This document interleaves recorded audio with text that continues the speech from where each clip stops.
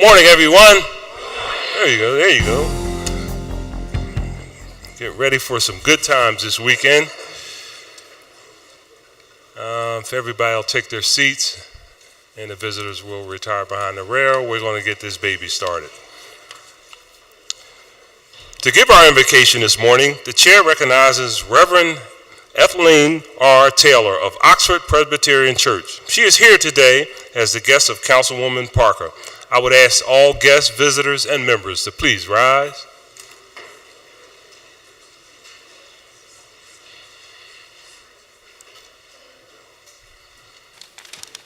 Good morning, everyone. Good morning. Let us pray. Holy God, Eloheinu, Blessed One, Allah, Lord Jesus, the many peoples of the earth have many names for you, and the peoples of this city are as diverse as the peoples of the earth. Yet we are one people in your eyes, the creatures of your making. We worship you, our Creator, for you have made all of us in your image. We pray that your Spirit might be upon this body today and each day, and that your creativity and wisdom might flow freely among your people in this council chamber. For these good women and men were called and chosen to order the life and work of this city with more than 1 million residents. It is indeed no small task, O God, for we are all human. And so we ask that you inspire these, your servants, with your own just rule, that they may care for the people and resources of Philadelphia with intelligence, imagination, and love. Bless those who hold office in the government of this city, that they may do their work in a spirit of wisdom, kindness, and justice. Help them to use their many gifts and talents collectively, to serve faithfully and to use their authority to promote peace and justice, and to administer the law impartially as instruments of your divine will. And Lord, when the day is done and the work is complete, give them rest and recreation with their loved ones, so that they may be refreshed in the enjoyment of the blessings you bestow, now and forevermore. Amen. Amen. Amen. Thank you, Reverend, for those inspiring words. We really appreciate it. Council will be at ease.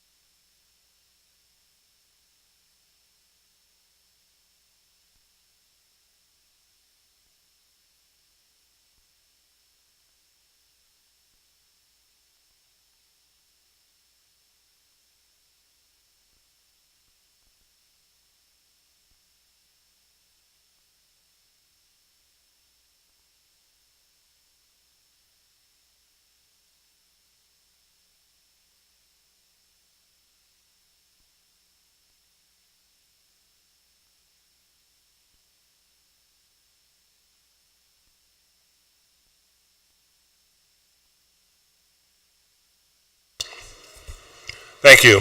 And again, thank you, Reverend.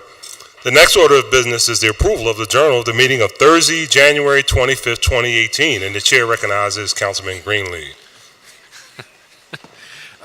Thank you, Mr. President. I move that the journal of the meeting of Thursday, January 25th, 2018 be approved. Second.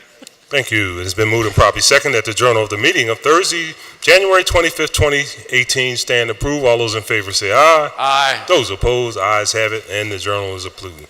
And the next order of business is request for leave of absence, and the chair recognizes Councilman Heenan. Thank you, Mr. President. On behalf of the majority, there are no requests of leave of absence today. Chair thanks the gentleman, and the chair now recognizes Councilman O on behalf of the minority. Thank you very much. On behalf of the minority, there are no requests for leaves of absence. Chair thanks the gentleman.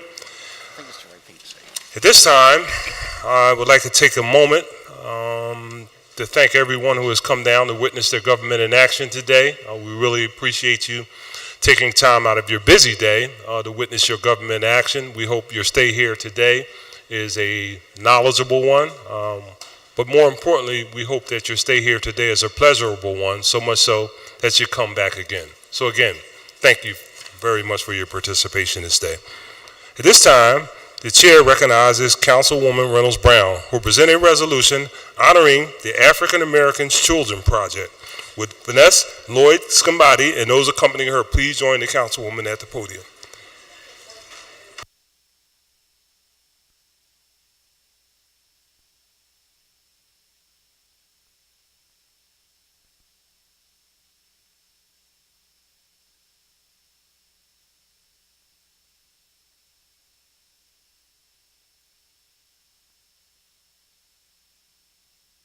And joining Councilwoman Brown is Councilwoman Blackwell, Councilwoman Parker, Councilwoman Gim, Councilman Toppenberger, Councilman Greenlee, Councilman Jones, Councilman Green, Councilwoman Bass, Councilman Johnson, and Councilwoman Maria Guiones Sanchez.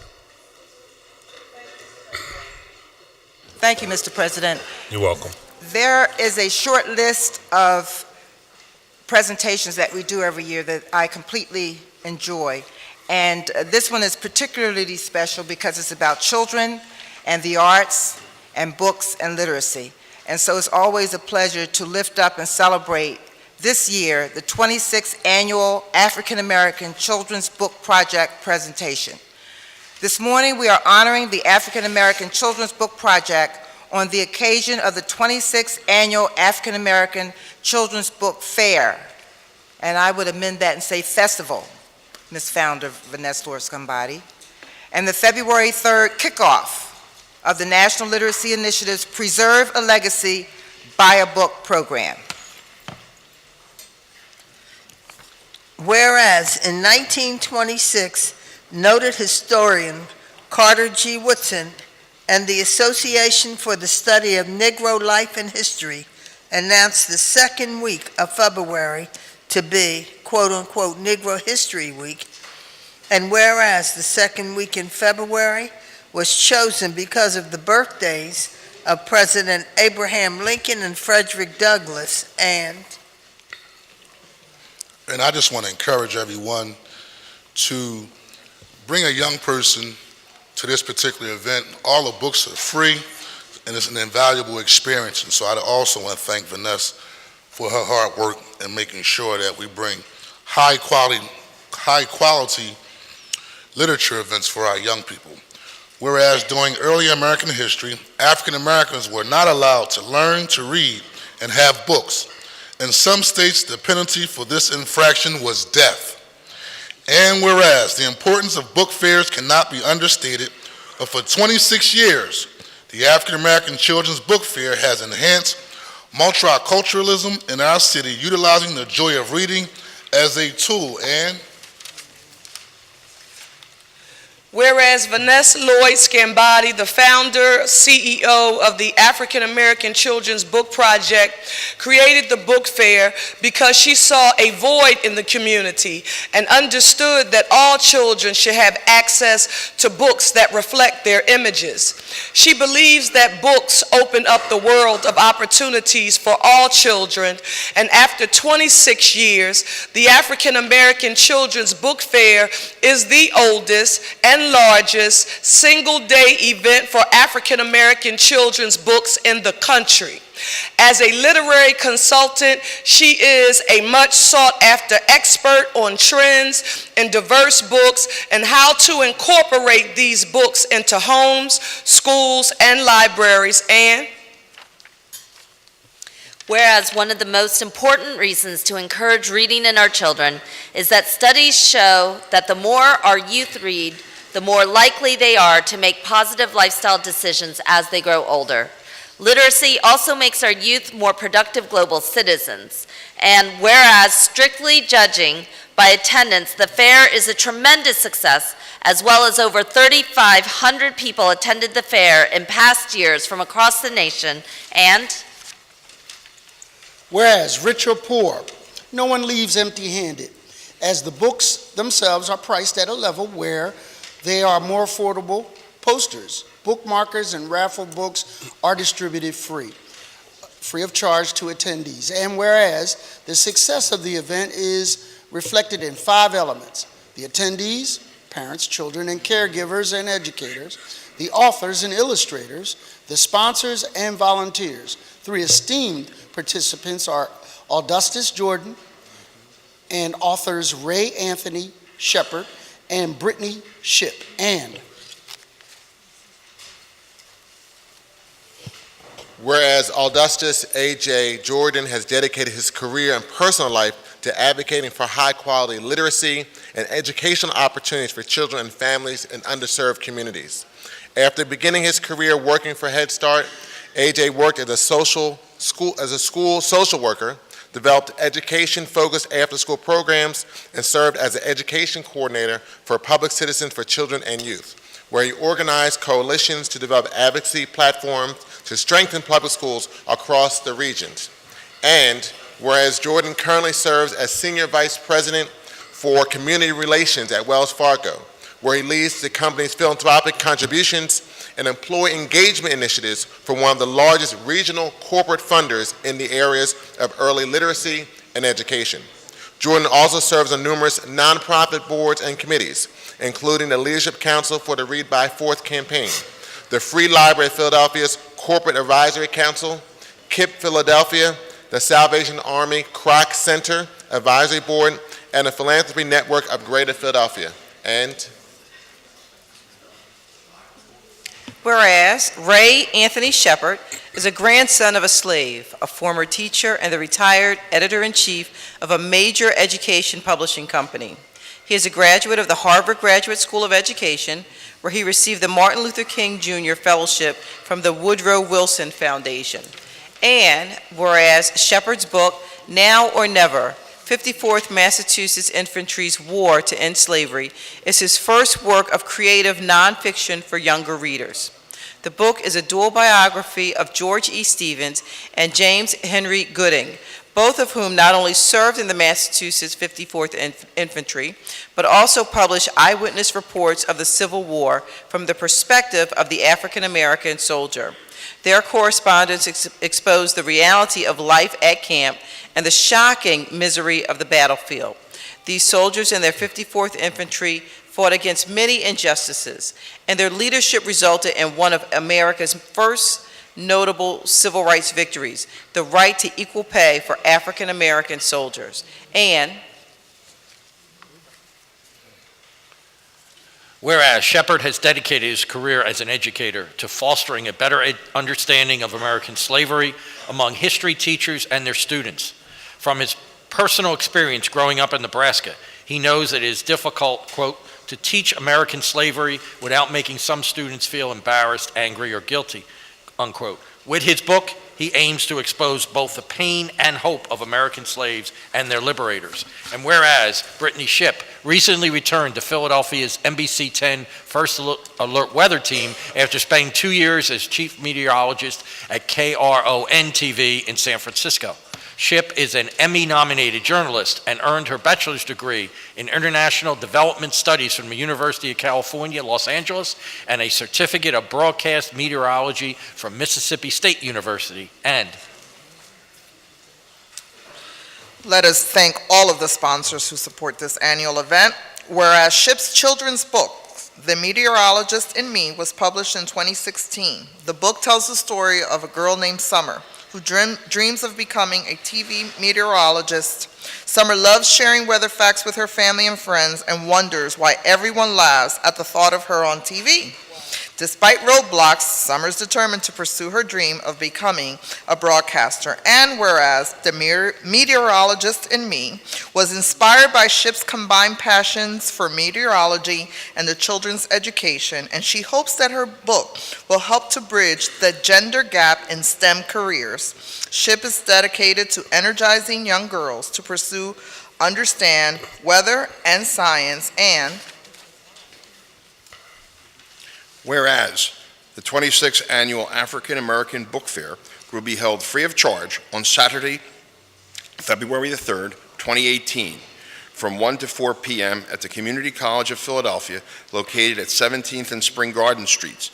Now, therefore, be it resolved by the Council of the City of Philadelphia that we hereby honor the African American Children's Book Project on the occasion of its 26th Annual African American Children's Book Fair and the February 3rd kickoff of the National Literacy Initiative Preserve at Legacy Buy a Book program. Further resolved that an engrossed copy of the resolution will be presented to representatives of the African American Children's Book Project, the founder and president, Vanessa Lloyd Scombati, Ray Anthony Shepard, Brittany Shipp, and Augustus Jordan for their hard work and unwavering efforts in the promotion of children's literacy as evidence of the sincere sentiments of this legislative body. Let's lift up and celebrate those who care about literacy with the African American Children's Book Project.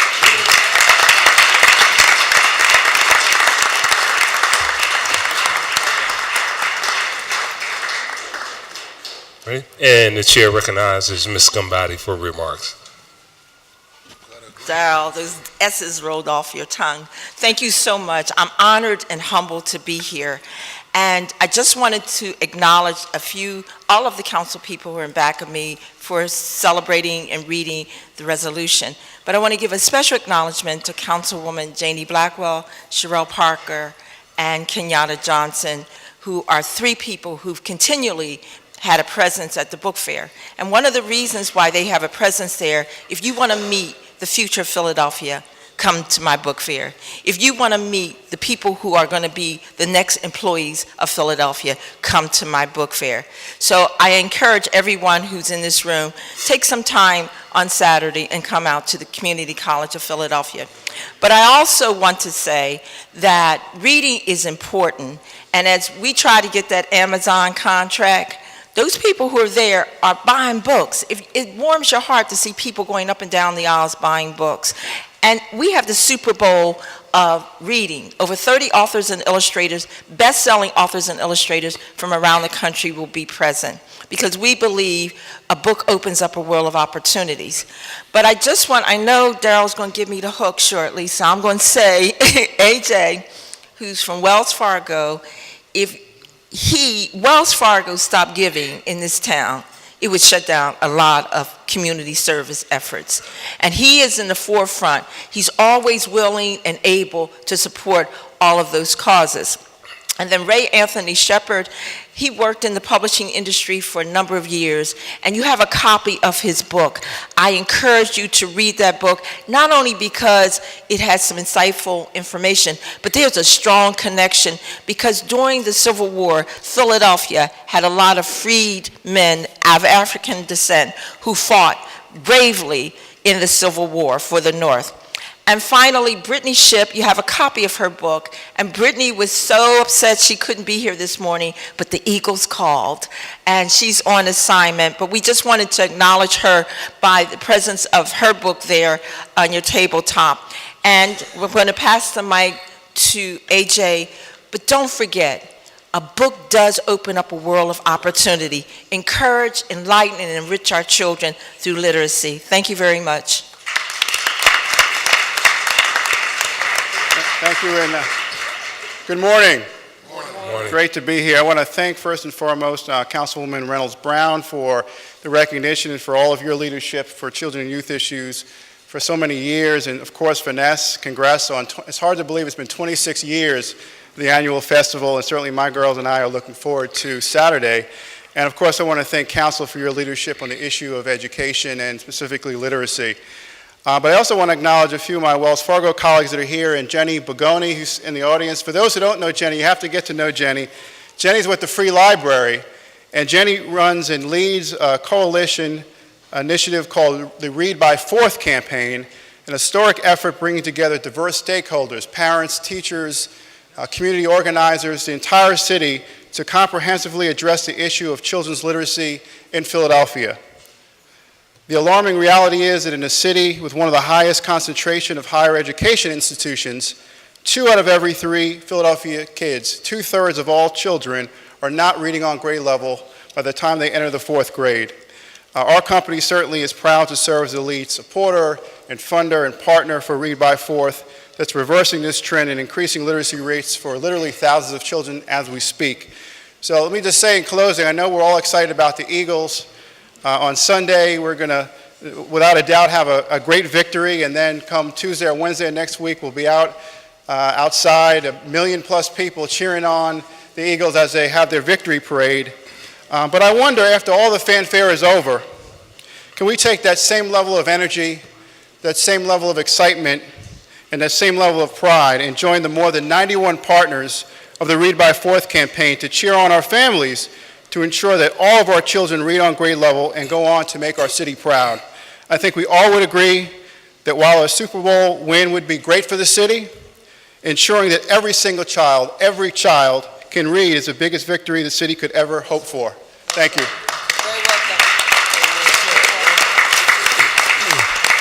Council be at ease. I would be remiss if I did not acknowledge the literary council person, Blondell Reynolds Brown. She brought me here to the table, and thank you so much. Ray? Good morning. I'm Ray Anthony Shepard, author of Now or Never. It is a book about a Philadelphian, George Stevens, who was obviously born here, became the first African-American Civil War correspondent, and one of the early African-American officers of the Union Army. And I'm also pleased to be part of the 26th Annual African-American Book Festival held here in Philadelphia. It is the most prestigious book festival in the nation. Thank you again. Thank you. Council will now be at ease.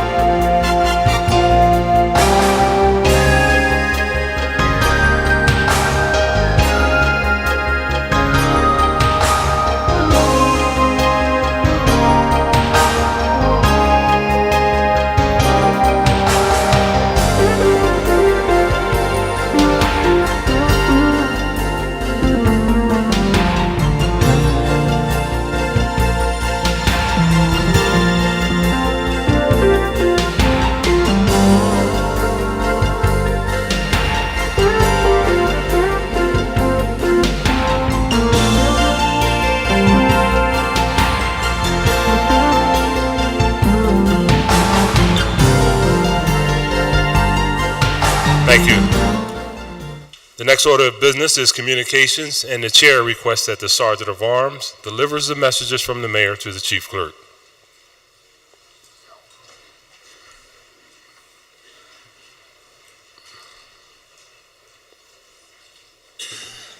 Mr. Decker, please read those messages. To the President and members of the Council of the City of Philadelphia, I am transmitting for the consideration of your honorable body a resolution approving the redevelopment contract of the Philadelphia Redevelopment Authority for the redevelopment and urban renewal of a portion of the Model City's urban renewal area identified by house numbers and street addresses as 815 through 819 North 15th Street, 825 through 831 North 15th Street, and 824 through 826 Burn Street, 1522 through 1524 Parish Street, 1536 Parish Street, and 1538 Parish Street. And an ordinance authorizing the relocation of lines of the lines and the striking and abandonment of certain portions of a right-of-way reserved for drainage purposes and water main purposes extending from Meade Street to Gravers Lane, southwest of Shawnee Street, on City Plan Number 165, thereby reducing the width of said right-of-way, all under certain terms and conditions. Thank you, Mr. Decker. You have any additional communications? I have none, Mr. President. Thank you very much. And our next order of business is the introduction of bills and resolutions, and the chair recognizes Councilwoman Reynolds Brown.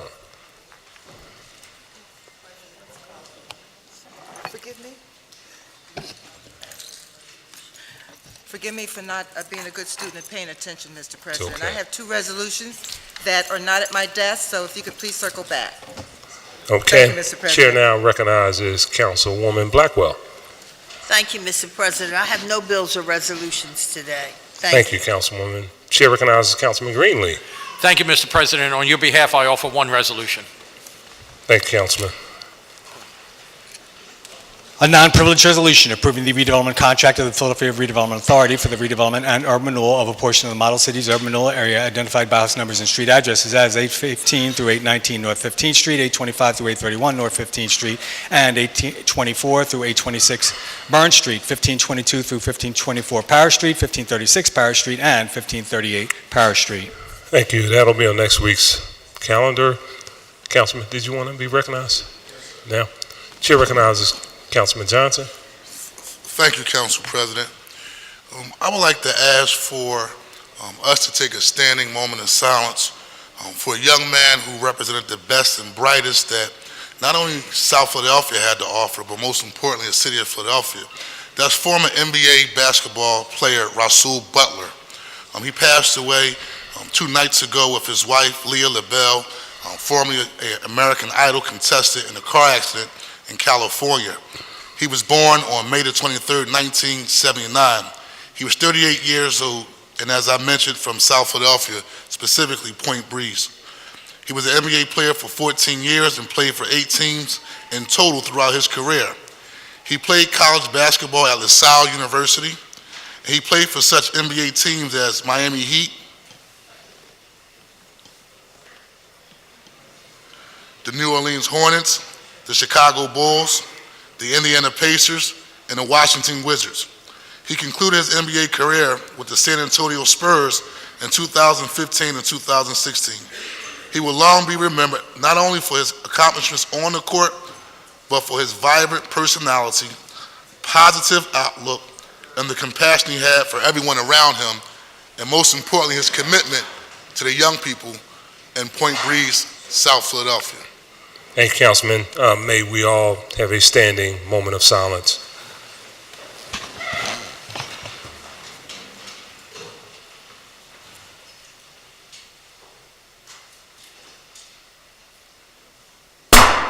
Thank you. Thank you, Councilman. Thank you. Chair recognizes Councilman Heenan. Thank you, Mr. President. Today I'll offer one bill. Thank you, Councilman.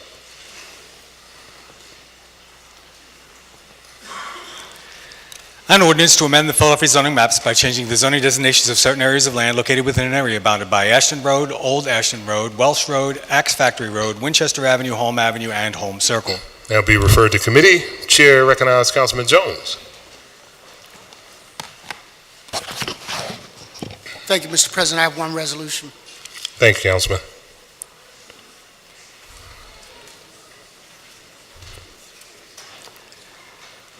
A non-privileged resolution authorizing Philadelphia to officially join the National Stepping Up Initiative to reduce the number of people with mental illnesses in jails. And that will be on today's calendar. Chair recognizes Councilman Johnson. I'm sorry, next week's calendar. Thank you. Thank Council you, Mr. President, Decker. I have one privileged resolution, one non-privileged resolution, and one bill. Thank you, Councilman.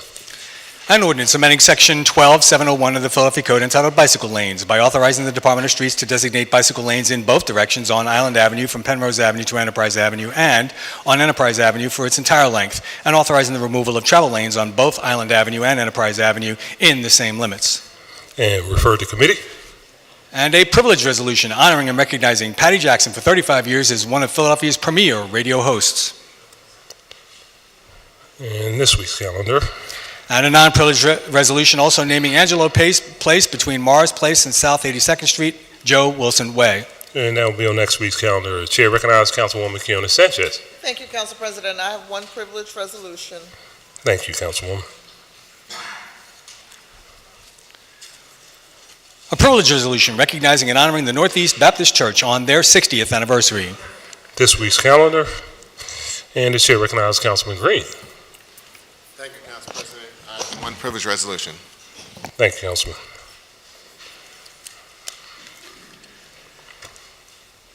A privilege resolution recognizing a moment of silence on February 1, 2018 in honor of the 50th anniversary of the sacrifices made by Memphis sanitation workers who proclaimed "I am a man" in their successful campaign to secure their economic rights and social dignity.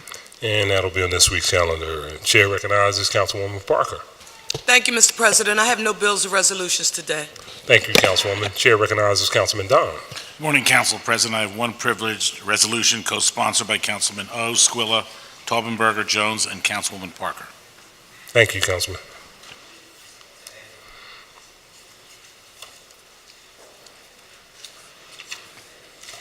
A privilege resolution honoring and congratulating Philadelphia band The War on Drugs for winning Best Rock Album at the 60th Annual Grammy Awards. And that will be on this week's calendar. Chair recognizes Councilwoman Gimm. Good morning, Council President. I have one privilege resolution co-sponsored by Council members Reynolds, Brown, Taubenberger, Green, Johnson, Parker, and Dom. Thank you, Councilwoman. A privilege resolution honoring the life and achievements of the scholar, scientist, and fighter for world peace, William Edward Burghardt Dubois, and declaring 2018 as the year of W.E.B. Dubois in the city of Philadelphia. And that will be on this week's calendar. Chair recognizes Councilman Taubenberger. Thank you, Council President. I offer two bills. Thank you, Councilman.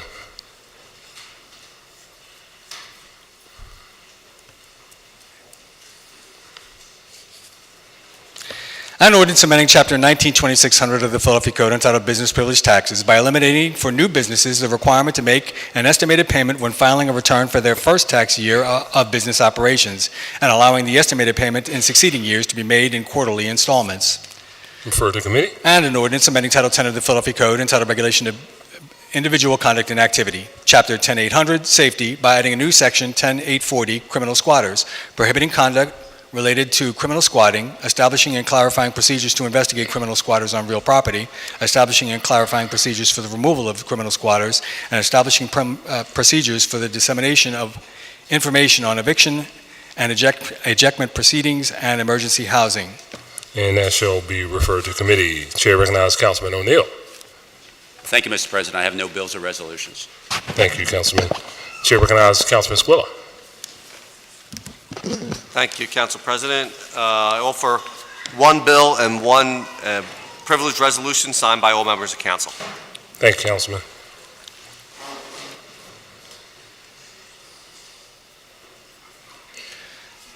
An ordinance amending Chapter 9200 of the Philadelphia Code entitled Commercial Activities on Streets by amending Section 9204 entitled Sidewalk Vendors in Center City to change certain requirements for vending licenses and process for obtaining locations for Center City sidewalk vending. For the committee.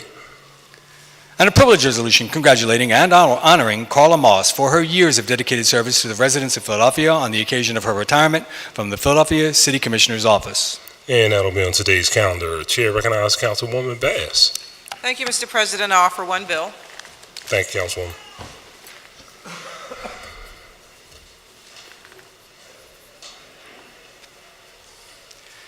An ordinance authorizing the relocation of the lines and the striking and abandonment of certain portions of a right-of-way reserved for drainage purposes and water main purposes extending from Meade Street to Gravers Lane, southwest of Shawnee Street on City Plan Number 165, thereby reducing the width of the said right-of-way.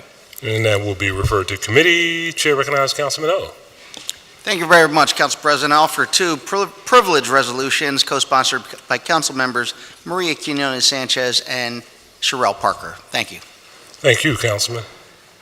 A privilege resolution recognizing and honoring Gary Tuggle on the occasion of his retirement as the Special Agent in charge of the United States Drug Enforcement Administration's Philadelphia Field Division. And that will be on today's calendar. And a privilege resolution recognizing and honoring Nia Andrews for her exemplary service and leadership as Miss Philadelphia 2017. And that will be on today's final passes calendar. That concludes our introduction of bills and resolutions. You forgot the student that was not paying attention. Thank you. Thank you, So Councilwoman. I'll offer two resolutions this morning, Mr. President. Thank you so much, Councilwoman.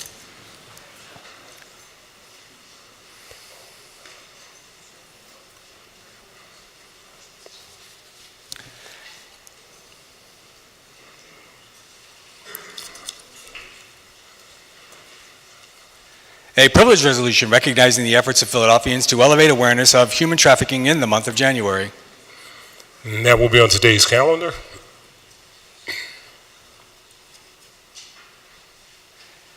And a non-privileged resolution urging the Philadelphia Parking Authority to recognize the Martin Luther King holiday as a non-ticketing day. And that will be on next week's calendar. And we have no reports from committee today.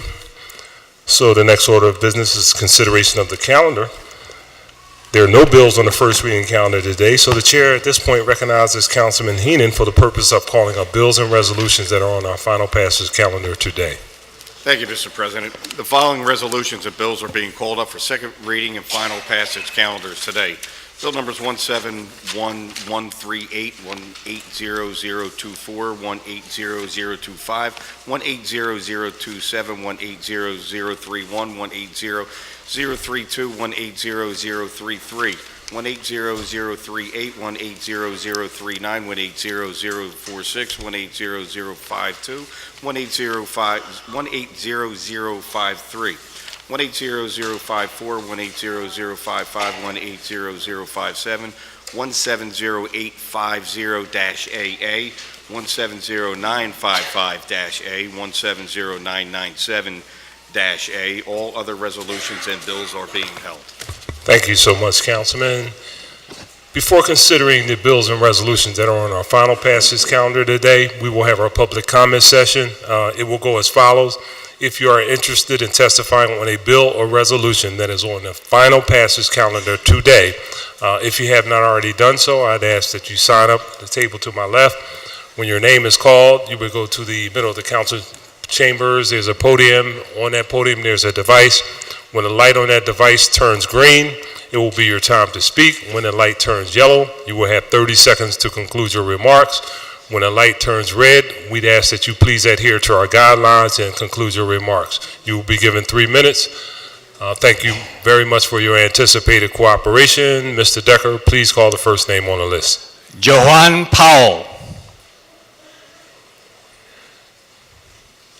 Commenting on 180032. Hi, everyone. Morning.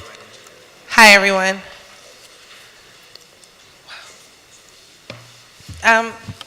I'm here today to speak. Just state your name for the record, please. Hi, my name is Joanne Powell. I'm from the Mantua area of Philadelphia. I'm here to speak about bail reform and how I think we should end cash bail. Can I grab my book really fast?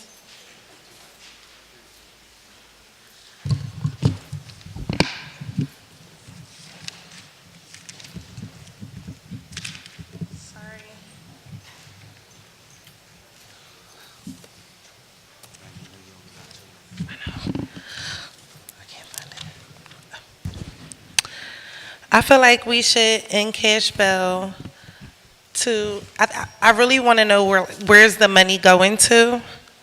I forgot the percentage. I'm pretty nervous, I'm sorry. I forgot the percentage of what is taken out and it goes back to the city. I really wanted to know, like, where does that money go?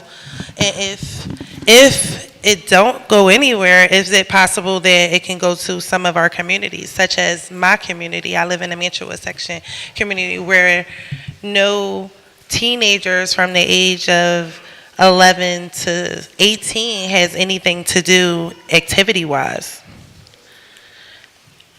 For them to get in trouble, it's easy for them to get in trouble or get arrested because there's nothing for them to do. So I was just here to ask and beg for the bill to be passed that it's no cash bail in Philadelphia so that money can be brought back to our communities. Thank you. Thank you.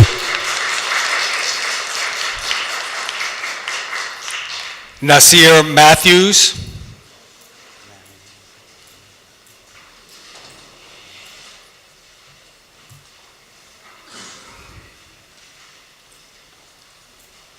Commenting on 180032. Morning. Good morning. I apologize in advance for my nervousness. Yes, speaking to the mic. Okay. My name is Jerome Matthews, or I prefer to be called Nasir. I'm here on behalf of the Philadelphia Community Bell Fund. In light of some recent events that took place within like the last 30 days, they really came and helped me out when I was in a position where I really didn't have anyone else to help me. I was arrested and incarcerated and held on bail, which I really couldn't afford, or anyone in my family couldn't afford. And I was able to get in touch with them, and they helped me out. And in the process, I lost my job. If I had stayed in it any longer, there's a possibility that I could have lost my home, I could have lost my car. And for all of those things, I really worked real hard in a lot of years, to actually acquire those things. And as a result of the cash bail system, I almost pretty much lost all of that and would have to return to pretty much somewhat of a state of hopelessness and feeling helpless after everything that I have acquired. And just as some suggestions, I really believe that there's a lot at the government disposal that they could use as opposed to cash bail. As I'm well aware that in a person's absence of not attending, their hearing, they can be held accountable. The trial can be held in their absence. They can be found guilty and they can be sentenced, all in the same time. I believe that there are other things that can possibly be done, like when people are accused of committing crimes, they can be, held to being GPS monitored while they're on release. Because at the end of the day, being citizens of the country, the way that our system works, people are supposed to be innocent until proven guilty. But for people to be held in prison without any ways to get out is really a feeling like you're guilty until proven innocent.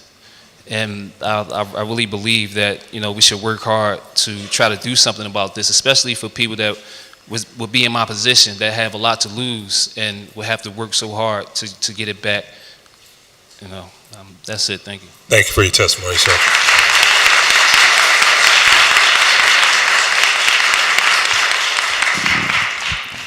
Nissa Taylor. Commenting on 180032. Good morning. Thank you. Nissa Taylor from the ACLU of Pennsylvania. I am urging this council to pass Resolution 180032. Taking away someone's liberty solely because they cannot pay violates multiple constitutional protections. Across the country, a recent wave of civil rights lawsuits have successfully challenged this practice of cash bail. Courts in states such as Georgia, Alabama, Tennessee, Mississippi, Missouri, Texas, and California have issued rulings that stop this inequitable practice. In recognition of the terrible toll that we just heard described by Mr. Matthews, legislatures in cities and states across the country have drafted legislation to eliminate this practice. We would urge Philadelphia to join this vanguard. Philadelphia's current system of cash bail violates constitutional protections in 3 ways. First of all, setting monetary bail higher than someone can afford constitutes excessive bail under the 8th Amendment, and it upends our fundamental rights of liberty and the presumption of innocence. Recognizing this, our United States Supreme Court has written, "The traditional right to freedom before conviction permits the unhampered preparation of a defense and serves to prevent the infliction of punishment prior to conviction. Unless this right to bail before trial is preserved, the presumption of innocence, secured only after centuries of struggle, would lose its meaning. Setting bail that someone cannot pay injects into our own system of government the very principles of totalitarianism which our government has sought to guard against. We know that hundreds of people are incarcerated on State Road because they cannot pay. Second, detaining people solely because they do not have money violates the Equal Protection Clause of the United States. because an order imposing secured money bail is effectively a pretrial preventative detention order only against those who cannot afford to pay. Those wealthy defendants with similar criminal histories who pose risks can buy their liberty while our indigent Philadelphians sit incarcerated because they do not have cash. And finally, the Fifth Amendment of the United States Constitution prohibits the government from depriving people of liberty without due process. Our system flagrantly ignores these protections and strips our people of their liberty as a result of their financial poverty. Philadelphia's current system of monetary bail violates these constitutional protections and takes a toll on our population. This practice must end, and this resolution is a great step in the right direction, and I would urge you to pass it. Thank you. Thank you.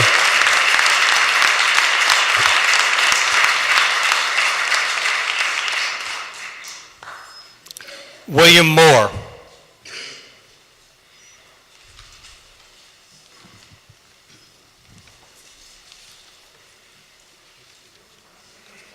Commenting on 180032. Mr. President, my name is Reverend William B. Moore. I pastor the 10th Memorial Baptist Church in Philadelphia for the last 44 years. A number of my parishioners have been victimized by the criminal justice system. For a number of years, I went with other pastors to visit the prison, and I went for several years, and a number of my parishioners were there.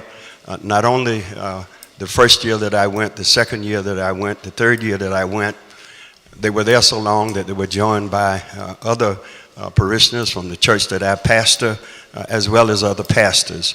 And many of them could not pay a cash bail.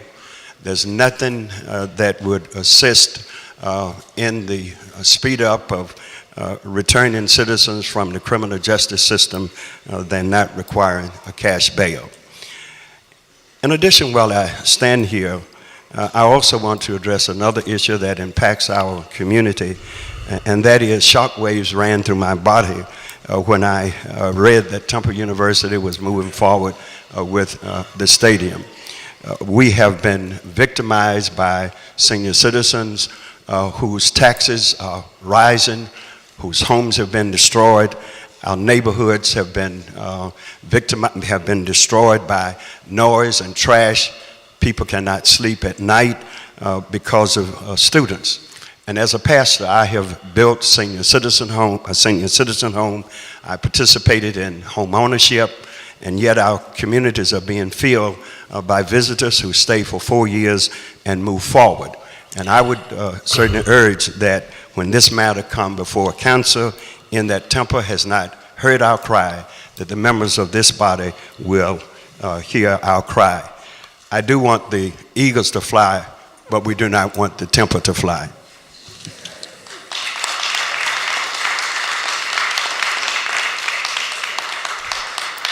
Mike Lee.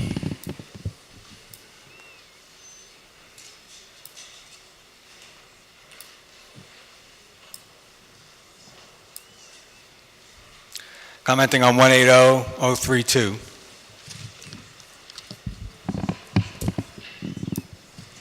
Good morning, members of City Council. My name is Mike Lee, and I'm the Legislative Director in Government Affairs for the District Attorney's Office of Philadelphia.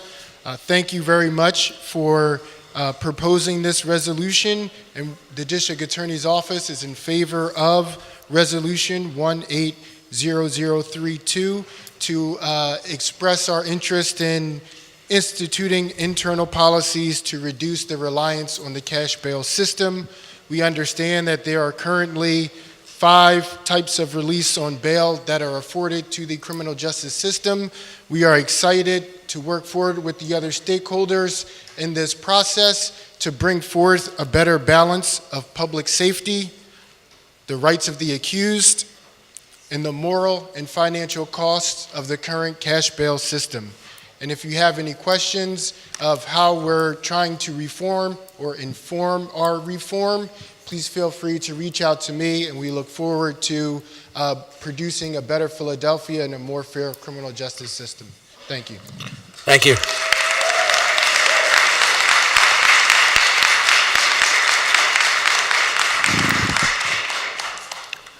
Orlando Acosta.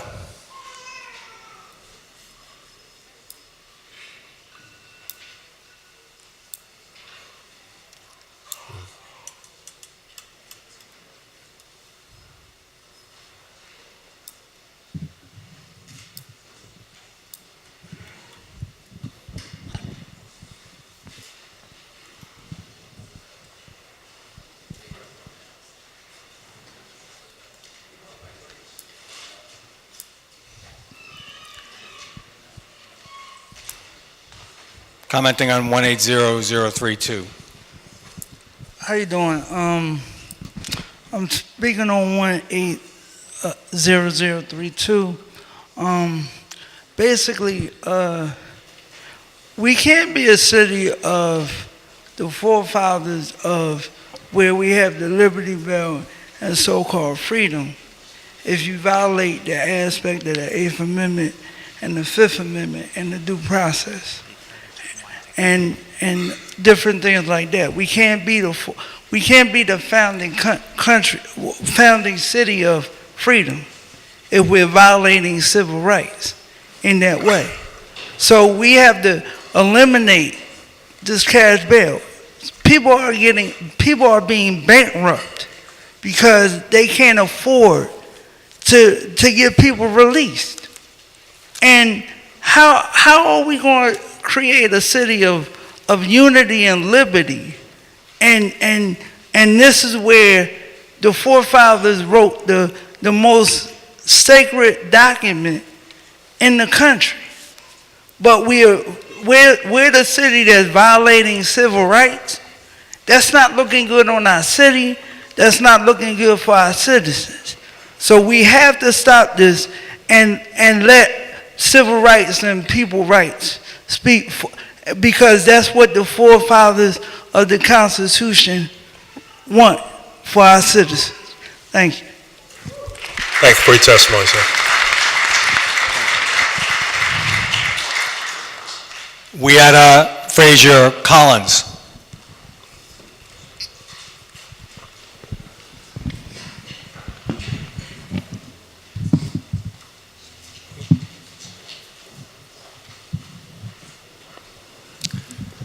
Commenting on 180027.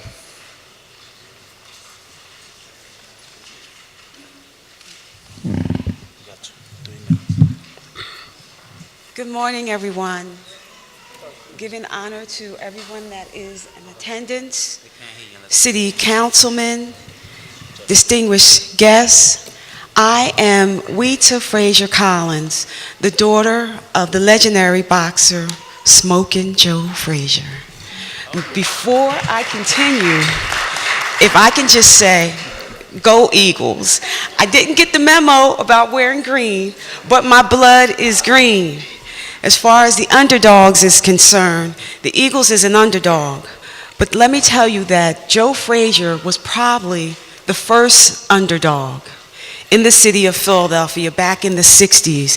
I stand before you today asking for permission and approval to allow Glenwood Avenue to be changed to Joe Frazier Boulevard, Street Avenue, whichever you all prefer. My father was a dynamic man.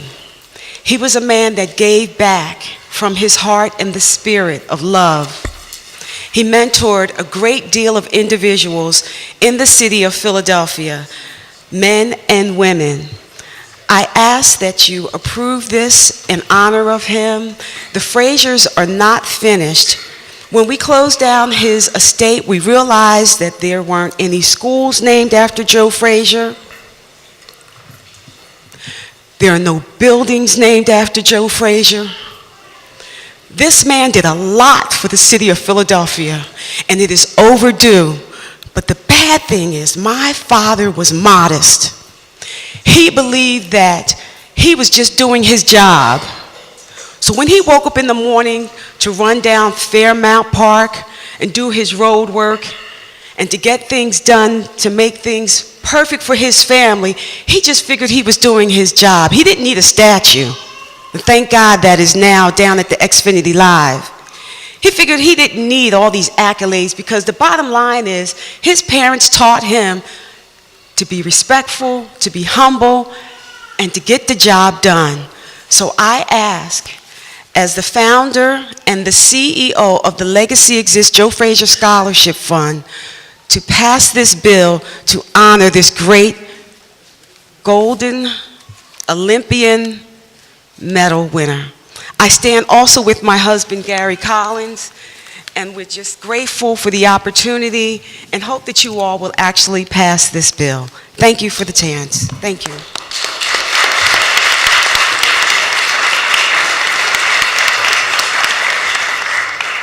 Norman Wooten.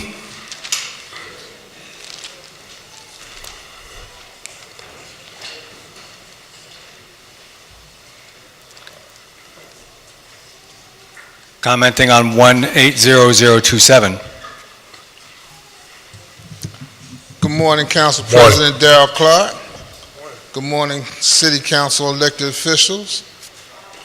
Good morning, Frazier family. And good morning to all the family and guests here.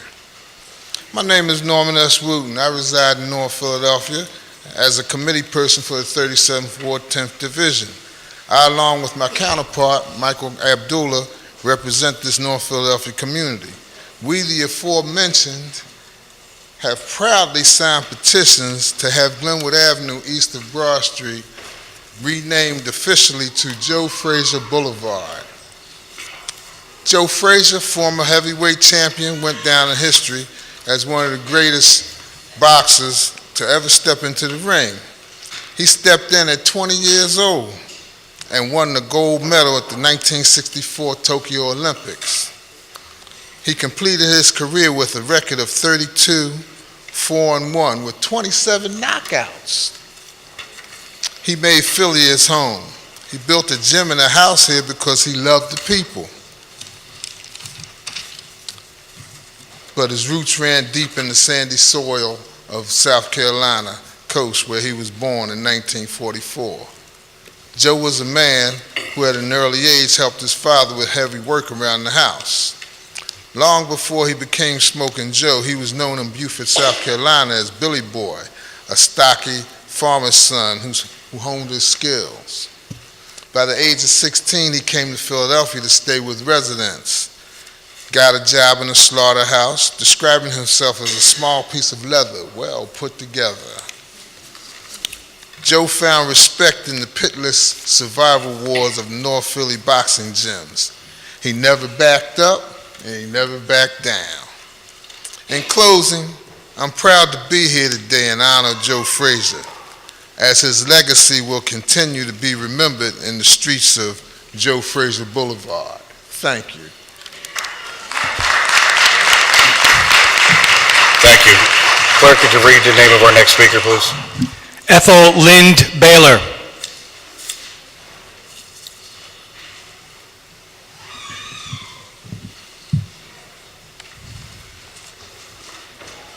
Make sure you speak into the mic this way. Okay. I see Council President Clark coming back, members of City Council, brothers and sisters, and fellow Philadelphians. My name is Ethelyn Baylor, Vice President of ASME District Council 47. I am here to speak in support of Councilman Green's resolution recognizing a moment of silence today, February 1st, 2018, in honor of the sacrifices made by the Memphis sanitation workers who proclaimed, "I am a man," in their successful campaign to secure their economic rights and social dignity. To honor those sanitation workers and their supporters that stood up for their right to remind the public they were indeed human, that they deserved proper equipment to do their job, and that they deserved the right to be recognized as a union in 1968, and those who died on the job in Memphis, Tennessee, Brothers Cole, Robert Walker, as well as your recognition of our National Moment of Silence event scheduled today, February the 1st, at 12:30 p.m. here outside of City Council. 50 years later, Brothers and sisters in ASME District Council 47, continue the struggle for fair wages, safe working conditions, and the right to retire with dignity for union workers in Philadelphia. We appreciate your resolution. It is also a reminder that Dr. Martin Luther King Jr. stood with those ASME sanitation workers and was assassinated while still in Memphis on April 3rd, 1968.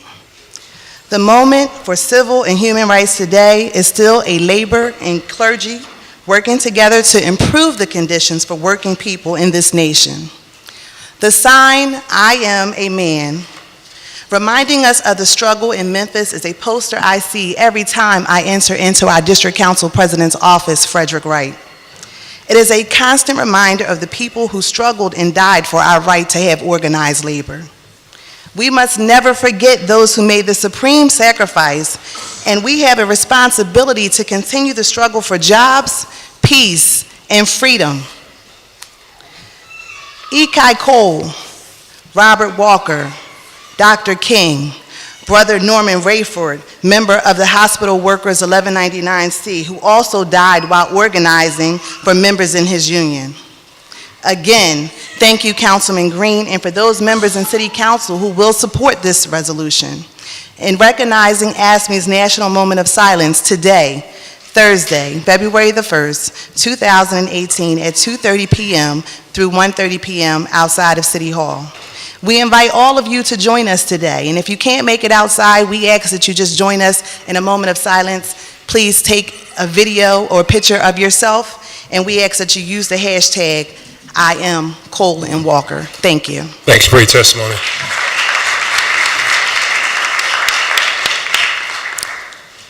Blanche Brown.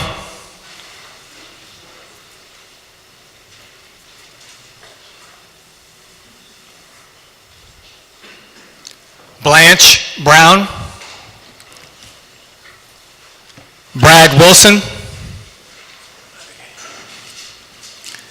Hello, everybody. I'm Brad Wilson. I lie about what issue I want to speak about, but why I want to get up here and speak. Everybody, I'm a resident of Center of Hope, the shelter for men up at Broad and Girard.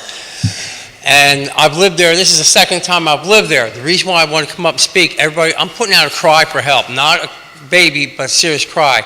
Center of Hope does not provide us with a hot shower. The roof leaks. They refuse to get the roof fixed. So 2 guys had their bed wet by this roof leaking. The rooms do not have proper heat, and when we complain to the staff or go to the director says, I'll take care of it, and nothing happens. Everybody, it's a real cry for help. Can you please get some help? Hot water heaters and a new roof put in. You know, those are serious L9 vet. You're speaking about the bid, the Northern Liberties bid? Excuse me? You signed up to speak about the Northern Liberties bid? Right. Daryl, this is the only way I can probably get some help out there. I know you city council people are able to do something about the shelter systems. Sir. But we've gone to the director. Excuse me. You signed up to speak about the Northern Liberties bid? Are you? Well, that's all I came to speak about, because we need help. Something else? Okay. We seriously need help. That's why. All right. Do me a favor. All right. Sir, do me a favor. Can you hang around until after the count? I'll have somebody sit down and talk to you about that specific issue.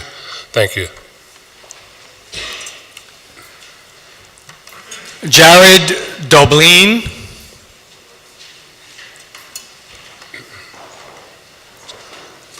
Commenting on 171145. Yeah, hi.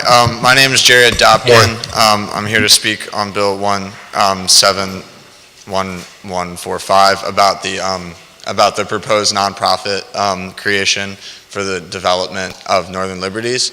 I think for too long, council has allowed these nonprofits to develop and allowed to play a shell game with developers' money in allowing tax breaks and allowing tax abatement and allowing development without community consciousness in mind. That being said, I think that this council has a decision to make with the in granting a variant for the stadium in North Philadelphia. Our council president has said time and time again that if the North Philadelphia residents stand against this stadium, like they have against these for-profit developments without them in consideration, without these for-profit developments, without time for public housing, without money for public housing. If he stands with us, he'll stand, if he said he will stand with us if we speak out against the stadium, we're Against the... standing Sir. right now.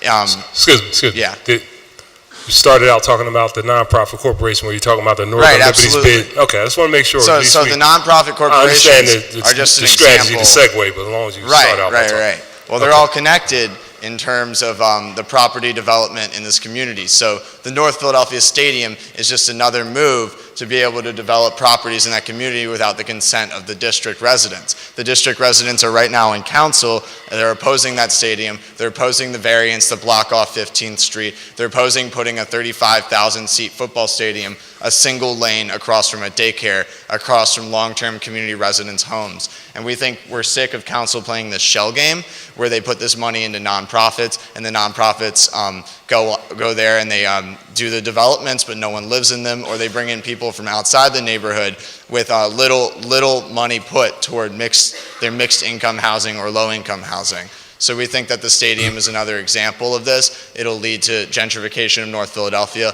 It'll lead to the displacement of long-term residents, and we think it's a shame for Temple to be wanting to do this, for a community school to be wanting to do this, and we think that council should stand against the proposed stadium in North Philadelphia, just like it should stand against these shell games that are played with nonprofits and community development corporations. Thank you for your testimony.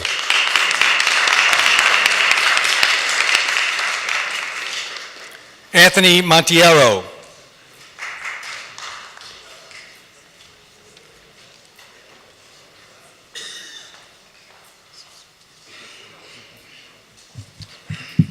Thank you very much. Good morning. Good morning, Council President. And thank you. Yes. Thank you, Council President Clark. Thank you, Councilwoman Janie Blackwell. In some ways, what we do here today with this resolution recalls your late husband, Councilman Lucian Blackwell, who loved and was inspired by Du Bois. For him, I am certain this is a dream come true. Thank you, Councilwoman Helen Gim, for introducing this resolution into council. It's an historic resolution honoring William Edward Burghardt Du Bois on the occasion of the 150th anniversary of his birth, and to declare 2018 the year of Du Bois and encouraging Philadelphians to read Du Bois this year is a special moment for our city and nation. It carries transcendent and spiritual significance. In honoring Du Bois, who honored our city with his landmark sociological study, The Philadelphia Negro, the council honors our citizenry and makes a statement about the values we strive to realize. The citizens will take pride in this act. The nation will acknowledge it. But more than this, the world will take notice and say, here is a city whose leaders are imbued with moral courage. That here is a city with the courage to stand up for a man who at the height of McCarthyism was attacked by his own government, whose name was smeared and books removed from libraries, and his name could only be mentioned in whispers. The world and nation will say, here's a city that is great because it honors not just a great scholar, scientist, poet, internationalist, and activist for the rights of African Americans, the darker races of the world, and working people, but who was one of the great fighters for world peace and for the progressive unity of all peoples. As the world hears about this, it will pause and say, here is that city on the hill. Here is that city that dares to imagine what James Baldwin called the New Jerusalem. They will say Philadelphia is that city that audaciously imagines what the African Pope, St. Augustine, called the new city of man. In embracing the life and legacy of Du Bois, council will say Philadelphia is a city that strives to realize man and womankind's most ancient strivings for peace, justice, and human rights. Our people suffocate under the weight of one crisis after another, of wars and threats of more horrific wars. I think I have to stop. I know you're on a roll. Thank you very much. Thank this you. will be a great occasion. Thank you. Thank you, Tom.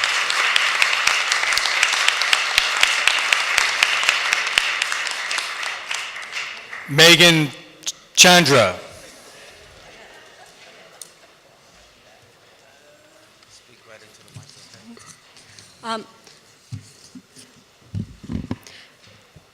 Quiet, please. Good morning, everybody. My name is Meghna Chandra. I'm a PhD student at the University of Pennsylvania, a member of the Saturday Free School, and a member of the organizing committee for the 2018 Year of Du Bois.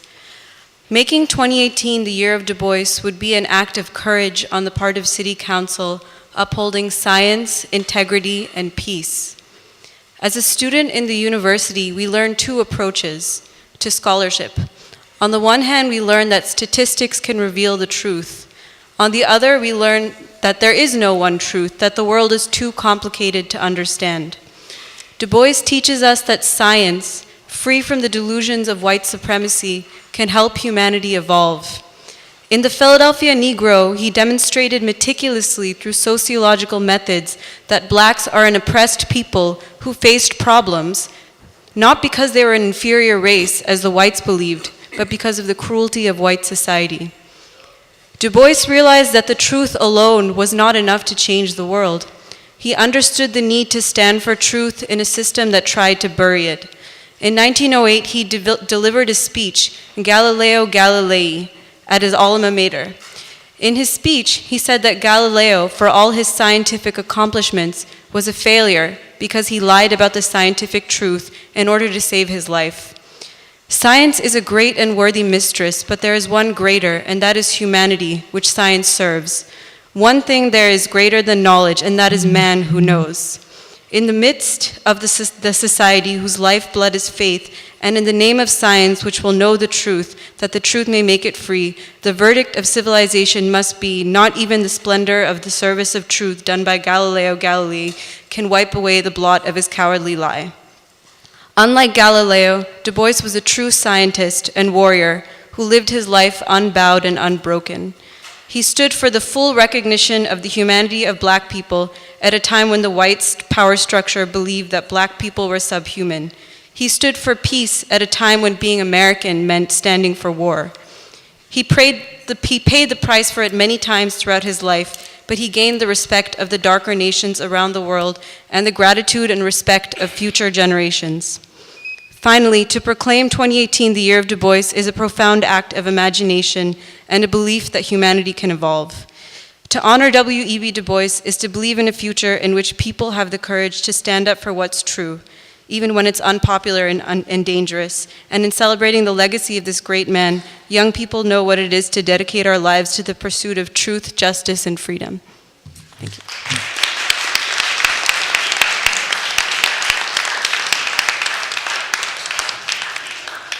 Autumn Zellers.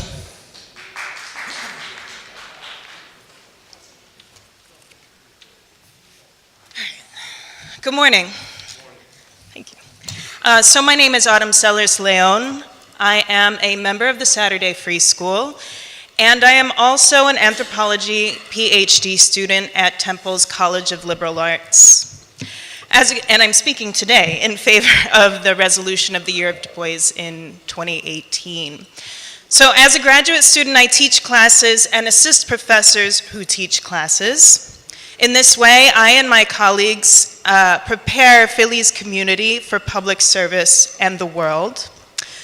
I was born in Philadelphia, but the majority of my colleagues come from all over the country and the world.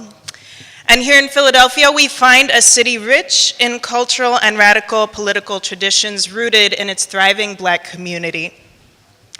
We find this alongside deeply unsettling social facts of poverty, segregation, and as the councilman mentioned earlier, struggles with literacy.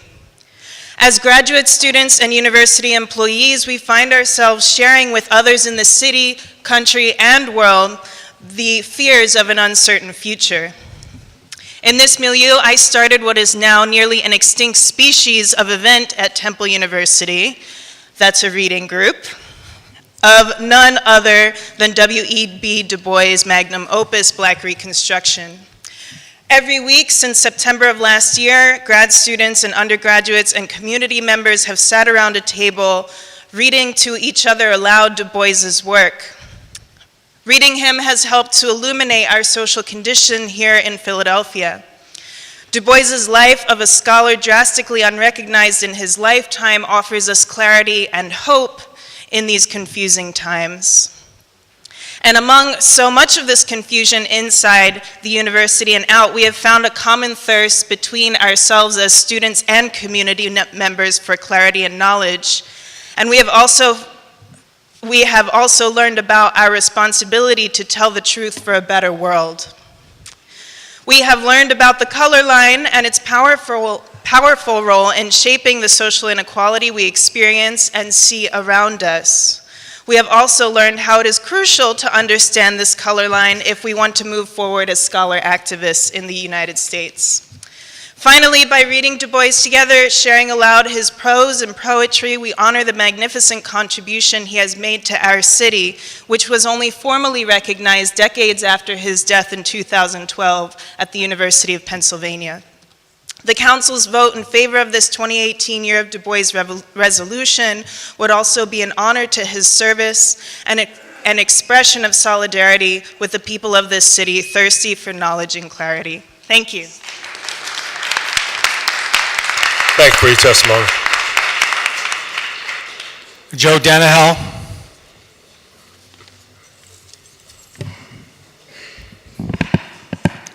Okay, this is an official decree of the people, writ mandamus quo warranto, and as such requires immediate action and remedy.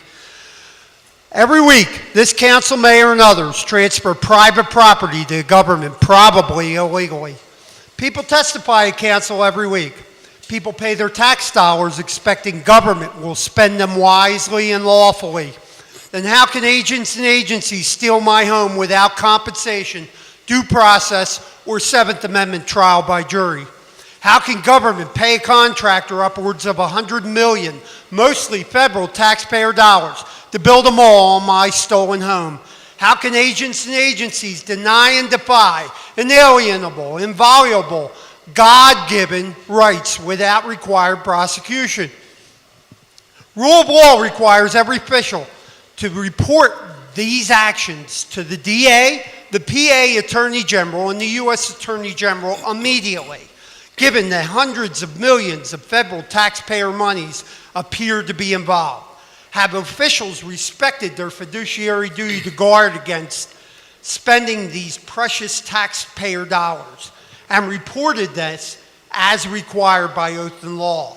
If committing one crime one time would land people in jail, then RICO laws are clearly required to round up groups of oath-violating officials. The Constitution and laws require immediate remedy of this breach of law, breach of close, breach of fiduciary duty. Your oath of office requires you to act or face prison. 42 U.S.C. 1982, 1983, 1985, 1986, 1987, 18 U.S.C. 241, 242, 2381, 2384. PA Constitution, Article 1, Sections 1 through 11. 26 PA CSA 703, 705, 708, 709, 712, 713, 716, and other laws listed in SCOTUS 158965, 141330, 144056 appear violated. I call for the federal and Commonwealth governments to perform their constitutional obligations, to investigate and prosecute all involved in the theft and illegal deed transfer of my home, 1038 West Wyoming, the denial of God-given 42 U.S.C. 1982 property rights for 24 years is egregious, extraordinary, oath-violating, and requires immediate remedy. A just government must obey the rule of law. This color, all government must have its charter government revoked until a constitutionally compliant government is installed. Public servants cannot refuse their sworn duty to act any more than a fireman can refuse to fight a fire.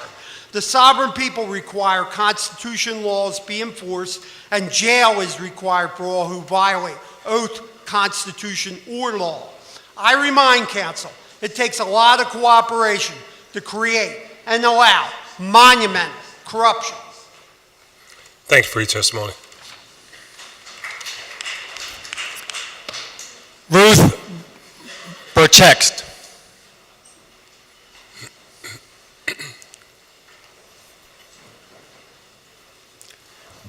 Commenting on 160720. Morning. Good morning. Thank you. If I may, I'd like to express my appreciation to Councilman Curtis Jones for Bill 180031 and joining him in calling on the Pennsylvania State Legislature to pass a bill that requires convicted domestic violence abusers to relinquish their firearms.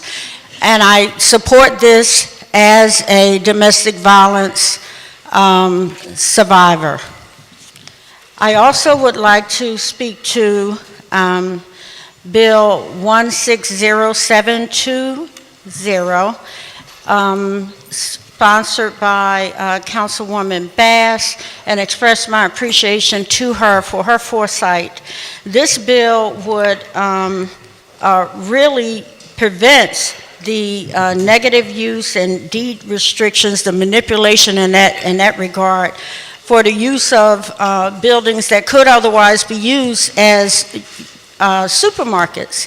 And the reason that's important is because I live in a food desert in North Philadelphia, and we have an abundance of community neighborhood markets, which doesn't always work out in our favor. Very often the produce is spoiled, the food often is outdated, and what's even worse is the refrigeration temperature is not kept properly. So if you buy milk and you're expecting that it has a 10-day expiration, it expires sooner than that. That's a serious impact for someone who's on a fixed income. And I've seen it happen over and over again in complaints from seniors with the elderly food cupboard that I've run in our community that serve the 19121, 19132, and 19130 zip code areas. So I thank you for having the foresight to see this. And I thank you, Councilman Jones, as an advocate of violence prevention and intervention. I really thank you for dealing with this gun issue for people who, for some reason, find it necessary to beat on other people. I also would like to respectfully ask Councilman Clark if you would join us in scheduling a community meeting at the High School for Engineering and Science, that the mass community might have an opportunity to voice our concerns and actually hear the details of what Temple is planning regarding a football stadium in our neighborhood. Thank you. I was at your office last week, and I was hoping that they would get back to me in reference to that, but that hasn't happened thus far. We really need a meeting within the next week. Temple is on a path to move this forward over the next 5 to 6 months, and so we need to hear. Thank you. We'll respond. Thank you.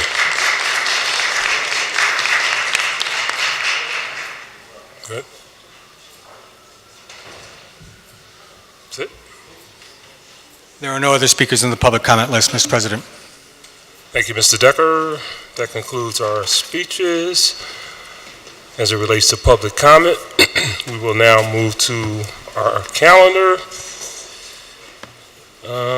Mr. Decker, if you can please read the title of 171-138.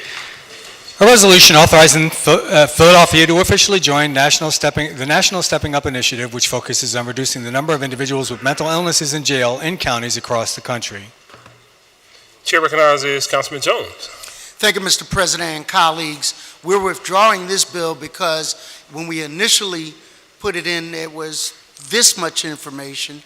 Now there's that much information, and we're resubmitting it with a greater detail. So I move that resolution number 171-138 be withdrawn. It's been moved and properly second that resolution 171-138 be withdrawn. All those in favor say aye. Those opposed, the ayes have it. 171-138 is withdrawn. Mr. Decker, 180-024. A resolution expressing support for the resolution introduced by the United States Congressional Black Caucus condemning and calling for the censure of President Trump because of remarks he made about certain African countries, Haiti and El Salvador. Chair recognizes Councilwoman Blackwell. Thank you, Mr. President. I move for the adoption of the resolution. It's been moved and properly second. All those in favor say aye. Aye. All in favor say aye. Those opposed? Nay. Ayes have it. Let the record reflect that Councilman O'Neill is voting no. I'm sorry. 180024 has been adopted. Mr. Decker, 180025. A resolution authorizing the Commissioner of Public Property to execute and deliver to the Philadelphia Redevelopment Authority without consideration deeds conveying conditional fee simple title to certain city-owned lots and pieces of ground with the buildings and improvements thereon situated in the 51st Ward of the City of Philadelphia. Chair again recognizes Councilwoman Blackwell. Thank you, Mr. President. I move for the adoption of the resolution. It's been moved and properly second. All those in favor say aye. Those opposed, ayes have it. Resolution 180025 is adopted. Mr. Decker, 180027. A resolution also naming Glenwood Avenue from Broad Street to Germantown Avenue as Smokin' Joe Frazier Boulevard. And the chair recognizes Councilman Greenlee. Thank you, Mr. President. I move the adoption of the resolution. It's been moved and properly second. All those in favor say aye. Aye. Those opposed, ayes have it. 180027 is adopted. Mr. Decker, 180031. A resolution calling on the Pennsylvania State Legislature to pass a law requiring convicted domestic violence abusers to immediately relinquish all firearms within their possession to law enforcement. Chair recognizes Councilman Jones. Thank you, Mr. President. I move for the adoption. It's been moved and properly second. All those in favor say aye. Aye. Those opposed, ayes have it. Resolution 180031 is adopted. Mr. Decker, 180032. A resolution encouraging the Philadelphia District Attorney's Office and the First Judicial District of Pennsylvania to institute internal policies that reduce reliance on cash bail, and further calling on the Pennsylvania State Legislature and the Pennsylvania Supreme Court to revise state laws and procedures, codes governing bail to allow for the elimination of cash bail statewide or to provide for an exemption in the law for cities of the first class. Thank you. Chair again recognizes Councilman Jones. And thank you, Mr. President. I move for its adoption. It's been moved and properly second. All those in favor say aye. Aye. Those opposed, ayes have it. 180032 is adopted.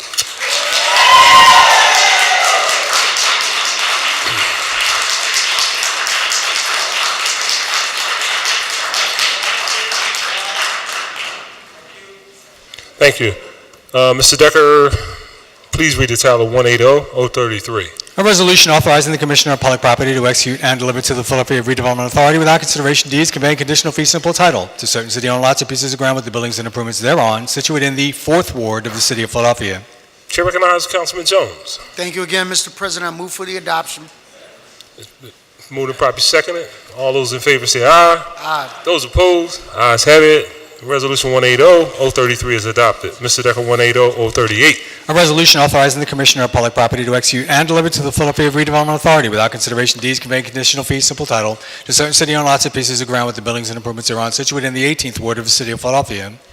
Chair recognizes Councilwoman Keona Sanchez. Thank you, Mr. President. I move for its adoption. It's been moved and properly second. All those in favor say aye. Those opposed, ayes have it. 180038 is adopted. Mr. Decker, 180039. A resolution authorizing the Philadelphia Land Bank to dispose of 2520 Potter Street located in the 7th Councilmanic District. Chair one more time recognizes Councilwoman Keona Sanchez. Thank you. I move for its adoption. It's been moved and properly second. All those in favor say aye. Those opposed, ayes have it. 180039 is adopted. Mr. Decker, 180046. A resolution encouraging Apple Incorporated to choose the City of Philadelphia as the future home of its new U.S.-based campus. Chair recognizes Councilman Don. Thank you, Council President. I move for the adoption of the resolution. It's been moved and properly second. All those in favor say aye. Those opposed, ayes have it. 180046 is adopted. Mr. Decker, 180052. A resolution authorizing the Commissioner of Public Property to execute and deliver to the Philadelphia Redevelopment Authority without consideration deeds conveying conditional fee simple title to certain city-owned lots and pieces of ground with the buildings and improvements thereon situate in the 25th Ward of the City of Philadelphia. Chair recognizes Councilman Squilla. Thank you, Mr. President. I move for the adoption of the resolution. Second. It's been moved and properly second. All those in favor say aye. Those opposed, ayes have it. 180052 is adopted. Mr. Decker, 180053. A resolution appointing Kenneth Silver to the Board of Directors for the South Street Head House District. Chair recognizes Councilman Squilla. Thank you, Mr. President. I move for the adoption. Second. Been moved and properly second. All those in favor say aye. Those opposed, ayes have it. 180-053 is adopted. Mr. Decker, 180-054. A resolution appointing Richard Mellon to the Board of Directors for the South Street Head House District. Chair again recognizes Councilman Squilla. Thank you, Mr. President. I move for the adoption. It's been moved and properly second. All those in favor say aye. Those opposed, ayes have it. 180-054 is adopted. Mr. Decker, 180-055. A resolution appointing Michael Untermeyer to the Board of Directors for the South Street Head House District. Chair again recognizes Councilman Squilla. Thank you, Mr. President. I move for its adoption. It's been moved and properly second. All those in favor say aye. Those opposed, ayes have it. 180-055 is adopted. Mr. Decker, 180-057. A resolution authorizing the Commissioner of Public Property to execute and deliver to the Philadelphia Redevelopment Authority without consideration deeds conveying conditional fee simple title to certain city-owned lots and pieces of ground with the buildings and improvements thereon, situated in the 11th Ward of the City of Philadelphia. Chair recognizes Councilwoman Bass. Thank you, Mr. President. I move for the adoption. It's been moved and properly second. All those in favor say aye. Aye. Those opposed, ayes have it. Resolution 180-057 is adopted. Mr. Decker, 170-850, double A. An ordinance authorizing Ralston Center to install, own, and maintain bench encroachments on Spring Garden Street, Brown Street, North 37th Street, North 35th Street, and North 34th Street.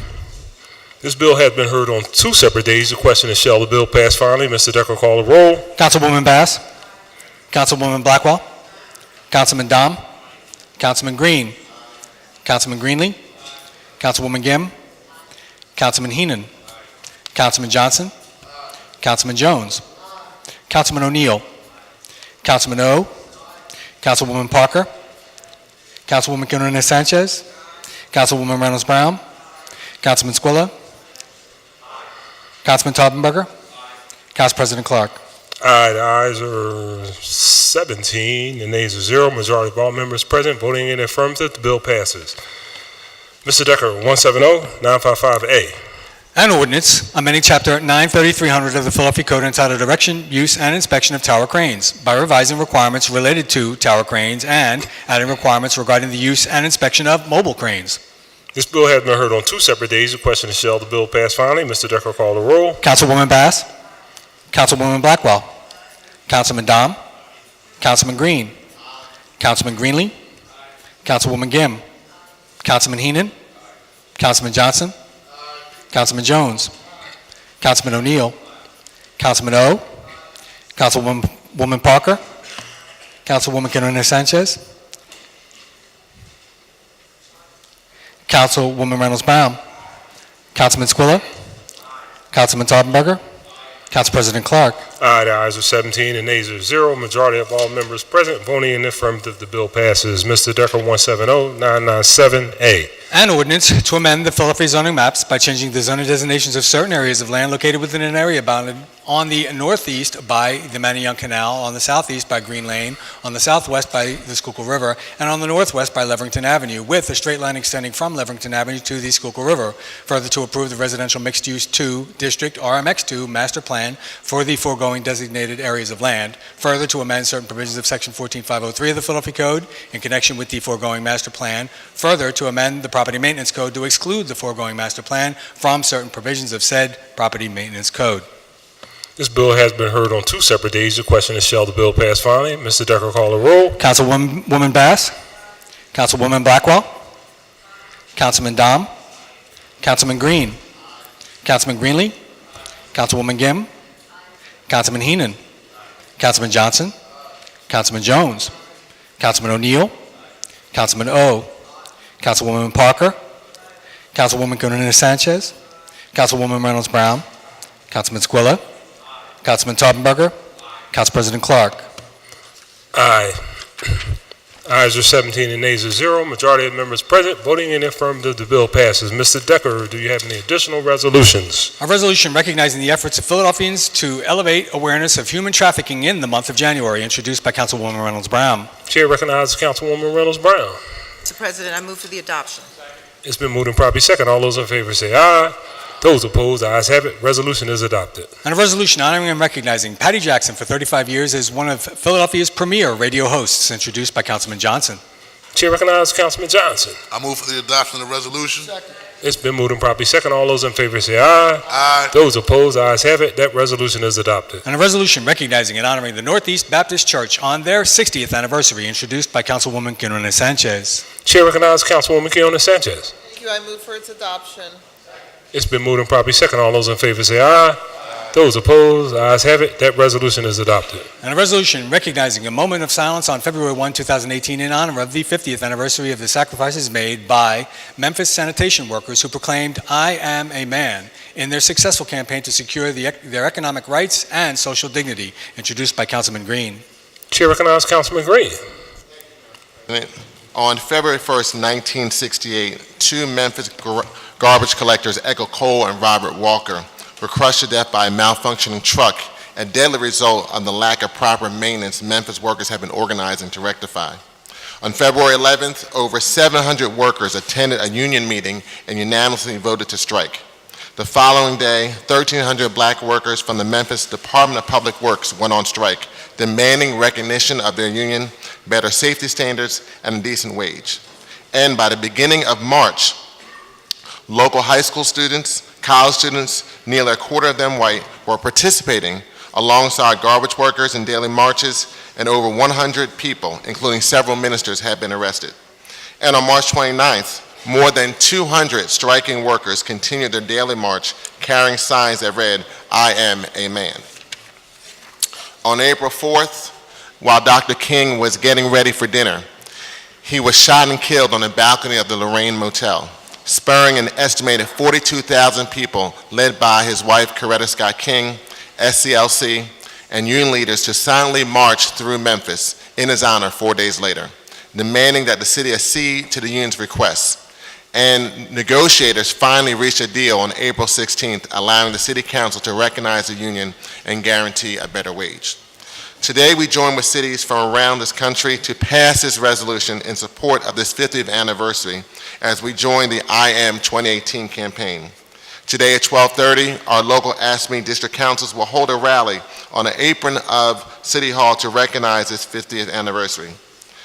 Council President, I move for the adoption of this resolution by requesting that all members rise to recognize a moment of silence. Can I get a second? Second. All members rise.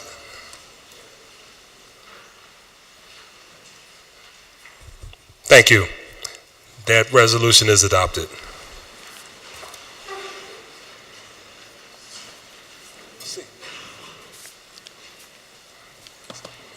And a resolution honoring and congratulating Philadelphia band The War on Drugs for winning Best Rock Album at the 60th Annual Grammy Awards, introduced by Councilman Dom. I'm sorry.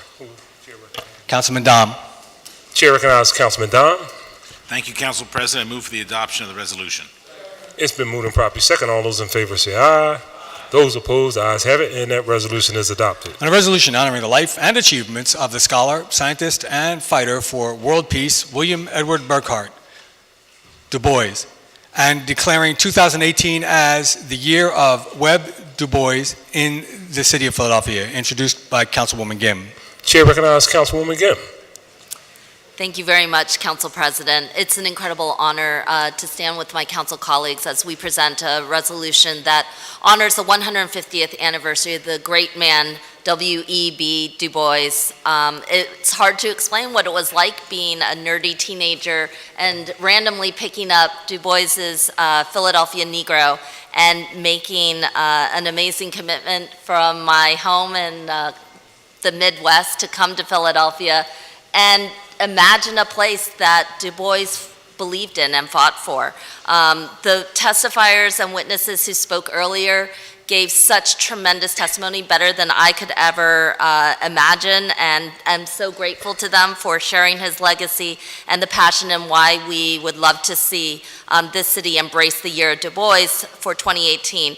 I just also want to say that this effort, which is spearheaded by the Saturday Free School, will sponsor a year-long series of events that will honor Du Bois's legacy here in Philadelphia. The first Pan-African and Pan-Asia, A World United for Humanity, will be held on February February 23rd at the Church of the Advocate, and I invite all my council members and staff members to please join us. And we'll also feature year-long reading groups around the city as Philadelphia dedicates itself to understanding and recommitting ourselves to Du Bois' work on race, peace, nation, and community in 2018. And with that, I call for the adoption of the resolution. Thank you. It's been moved and properly second. All those in favor say aye. Those opposed, ayes have it. That resolution is adopted. And a resolution congratulating and honoring Carla Moss for her years of dedicated service to the residents of Philadelphia on the occasion of her retirement from the Philadelphia City Commissioner's office, introduced by Councilman Squilla. Chair recognizes Councilman Squilla. Thank you, Mr. President. I'd like to move for the adoption of this resolution, co-signed by all members of council.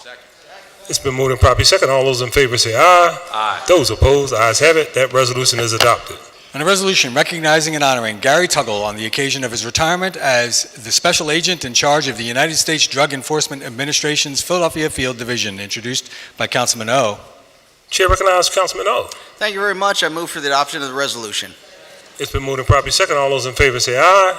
Those opposed, ayes have it, and that resolution is adopted. And a resolution recognizing and honoring Naya Andrews for her exemplary service and leadership as Miss Philadelphia 2017, introduced by Councilman O. Chair one more time recognizes Councilman O. Thank you very much. I move for the adoption of the resolution. I'm sorry. I move for adoption of the resolution. It's been seconded. Thanks. It's been moved and properly second. All those in favor say aye. Those opposed, ayes have it. That resolution is adopted. There are no other resolutions on the final passage calendar, Mr. President. Thank you very much, Mr. Decker. Any speeches on behalf of the minority? And speeches on behalf of the majority. Chair recognizes Councilwoman Reynolds Brown. Thank you, Mr. President. I join the very diverse, rich mix of colorful cheerleaders and fans that are rooting for the Eagles, given their very, very impressive track record this season. But I'm also rooting for the Eagles for a very little-known Eagles history fact. So for the next couple of minutes, I will speak to the Eagles' history around their philanthropy. You were here in 2000, along with Councilman O'Neill and Councilwoman Janie Blackwell, when we were discussing quite vigorously the negotiation of the building of the new stadiums. The leadership of the Eagles was approached to give back to our city's children, which many of us felt essential and I felt a requirement. With the help and the lift of former Mayor John Street and Deputy Mayor George Burrell, who I am eternally grateful for because I was a freshman, very green, they guided me with shuttle diplomacy, where I ultimately sitting at the same table with the Eagles leadership. Out of multiple meetings, we've reached an agreement with the Eagles, whereby they would give $1 million per team per year for 30 years to Philadelphia's children. And today, any nonprofit can go to the Philadelphia Foundation website, look up the Fund for Children, and those nonprofits can apply for funding that covers children's programming in arts and culture, which I had to negotiate for because no one saw the value of why that's important to kids, athletic programming, early childhood education, and parenting workshop. I applaud the leadership of the Eagles for their willingness to give back to our city's children, and today, 25 years going forward, that $1 million will go into a fund to support Philly's kids. So while those of us who are very, very astute in the logistical information around the Eagles, I salute the Eagles because of their philanthropy. And because of that, I say, fly, Eagles, fly. Thank you, Mr. President. Thank you, Councilwoman. Chair recognizes Councilman Jones. Thank you, Mr. President. And I want to thank all those who brought to our attention during Black History Month the origin of the struggle for sanitation workers. That was appropriate on today's first day. But I always in this month try to recognize living legends and heroes that do their part for people. And just like standing up for the sanitation workers, I want to recognize you, Mr. President, and Councilwoman Janie Blackwell for what they did yesterday at the opening of the Hub of Hope Center in downstairs in the septic station. Not perfect, but it is a continuation of taking care of the least of us to make sure that they are okay. Many people do not know that in those same subways, Janie Blackwell and the late Lucian Blackwell got arrested for helping the homeless and taking care of them and fought for them and refusing to stop. It is very easy to treat them like invisible people if we choose not to see them. And I'll never forget going outside, everybody walks Councilwoman Blackwell to her car. It's like an entourage. So we were walking out of the building one day, and a seemingly homeless man came up to me and started asking me what I was doing for the homeless cause and where I stood on the panhandling bill that you were fighting at the time. And I was explaining my position to him, Mr. President, and then I said, well, this is the champion of homeless issues, Councilwoman Blackwell. He stopped me, said, I know who she is. I'm checking your credentials on where you are on this. And I never forgot that. I also attended, and I'm with great glee, and I want to recognize the mayor of the city of Philadelphia, who created a situation for evictions. And this is the eviction task force that he brought up and is now moving to deal with the overwhelming growth of evictions in the city of Philadelphia. Led by Helen Gim, who is another hero that we should recognize. Maria Sanchez also. So it's important during Black History Month to recognize the past, but I think it's also important to memorialize what's going on every day, quietly, doesn't get a headline all the time, what you've done to make it better for people today. And I'm very impressed with my colleagues in that regard. Which brings me to the fact that we are going to move forward with our just cause legislation. And what that really talks about is not rent control. It's not New York. We're not trying to stop people from enjoying property rights. But I must remind you, just like this is in Black History Month, that at the Penguin Apartments, there were 200 families, Mr. President, Councilwoman Blackwell, Councilwoman Sanchez, and Councilwoman Gim, that were summarily evicted from that property just because some investors saw an economic opportunity. They said, we can get 30% more rent. We put a couple of $1,000s into a bathroom and a kitchen. I can get quality tenants. Some of those people that they evicted, Mr. President, had lived there 30 years. Some of them have been in this chambers testifying for different things. I won't put them on blast who was one of those people, but you know them. And these people, some of them had never missed a month of rent. In fact, most of them weren't late ever. And so these group of investors decided that we're going to take this profit over people, and when you leave, 30 days later, we will give you your security deposit and down payment. Now, I don't know about you, average rent about $1,000, first month, last month. I don't have that in my back pocket if you just told me go and you have to leave. So what this legislation calls for is good cause. Like if people have paid their rent and are good standing, offer them a first opportunity, even if it's at increased rent, to rent from the new developers. Give them an opportunity to take those deposits to be able to find a better place or a different place to live. What hit me the hardest was a lady and her child leaving. They had to go.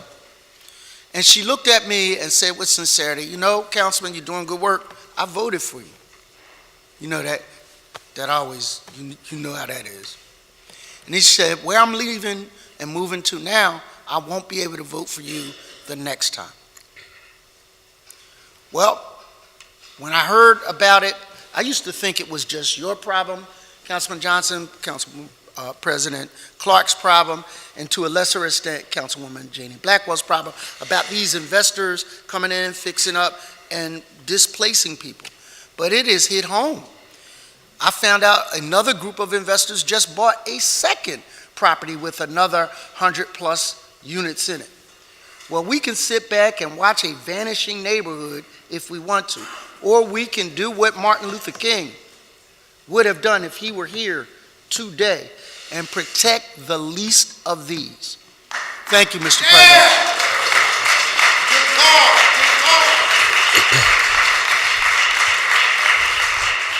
Thank you, Councilman. Chair recognizes Councilwoman Blackwell.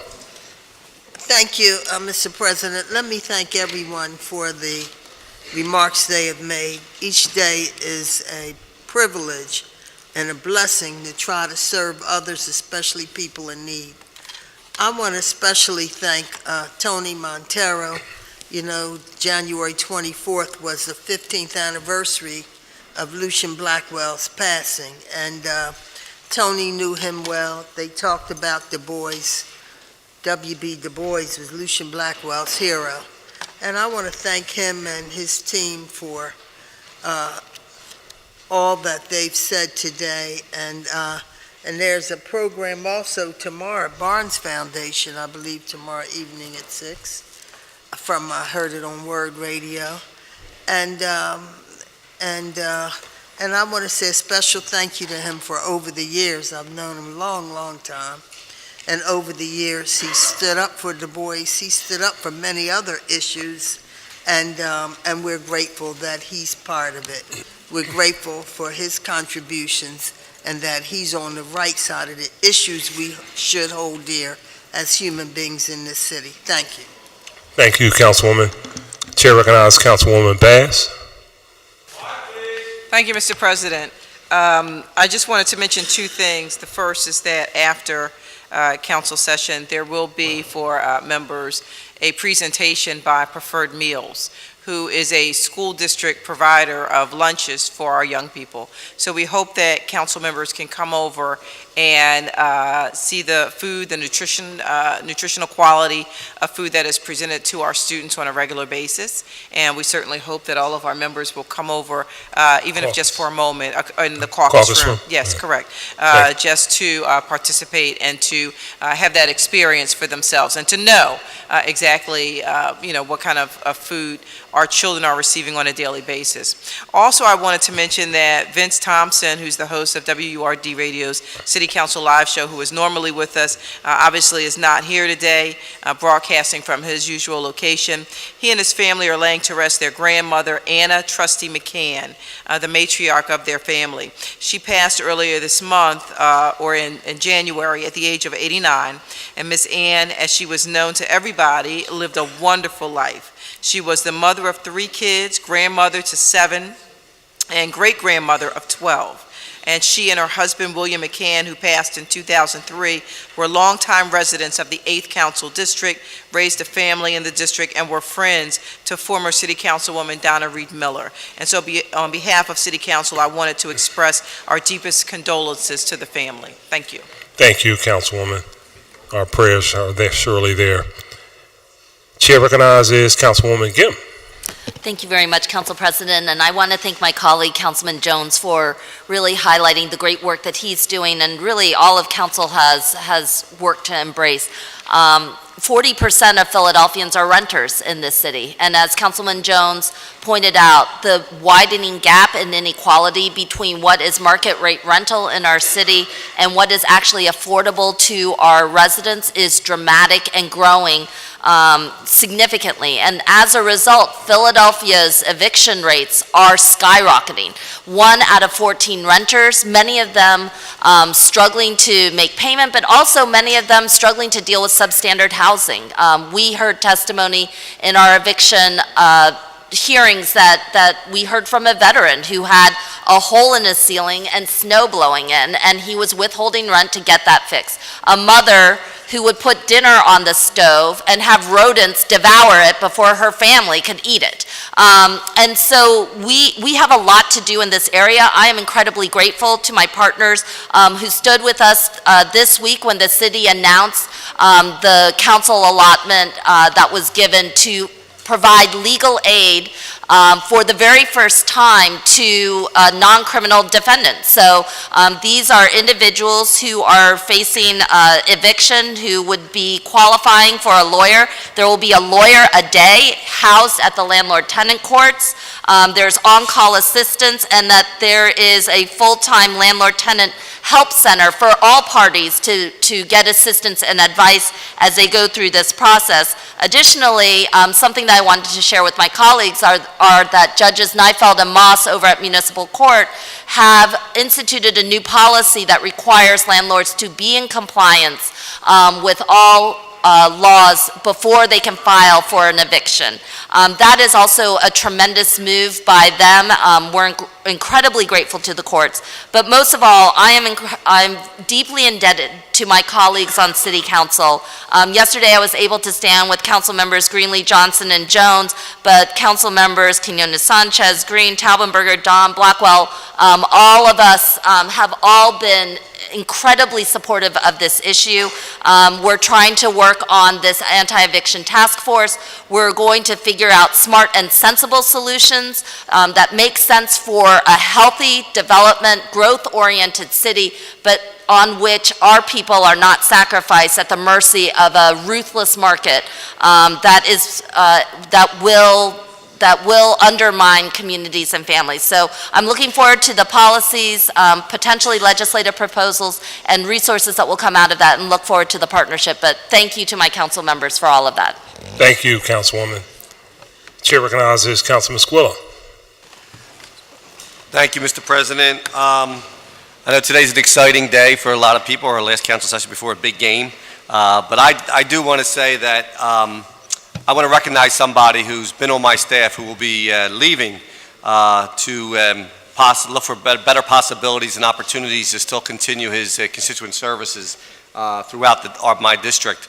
But Sean McMonagle, last day will be Friday. And Sean has been with me. He's been here since 1999 with the previous councilman.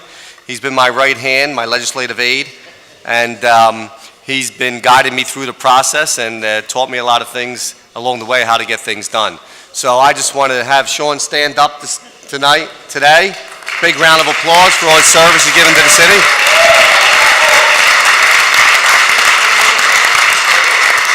And if successful, he'll still be representing parts of the district in the city of Philadelphia, so that'll be great. And one other thing, and I know we're going to be rooting real big for the game in the Eagles on Sunday, but just to our fans, our passionate fans, we want you to enjoy but don't destroy, and celebrate but don't desecrate. Remember that. Thank you. Thank you, Councilman.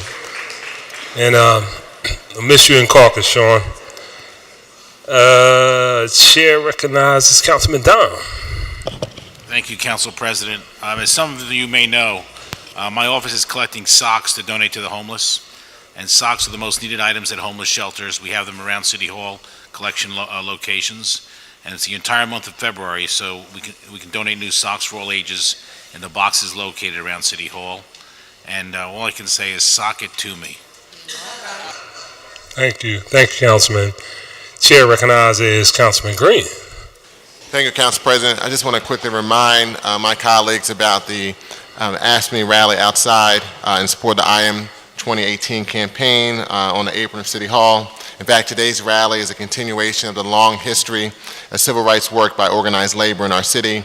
And in fact, just a few steps away from where the rally will take place, there's a state historical marker that recognizes that in 1938, 3,000 city workers launched a strike protesting wage cuts and layoffs, and after 8 days, a collective bargaining agreement was reached, and this action led to the formation of ASME District Council 33. So I'd like to thank ASME for their past, current, and future work in reference to advancing civil rights in our city.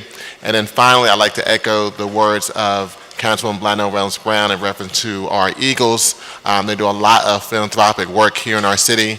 And for those of you who've not already heard, the Eagles will be having an autism challenge on Saturday, May 19th. That will allow us to either bike, run, or walk to support research at Drexel Children's Hospital in Philadelphia, as well as Thomas Jefferson.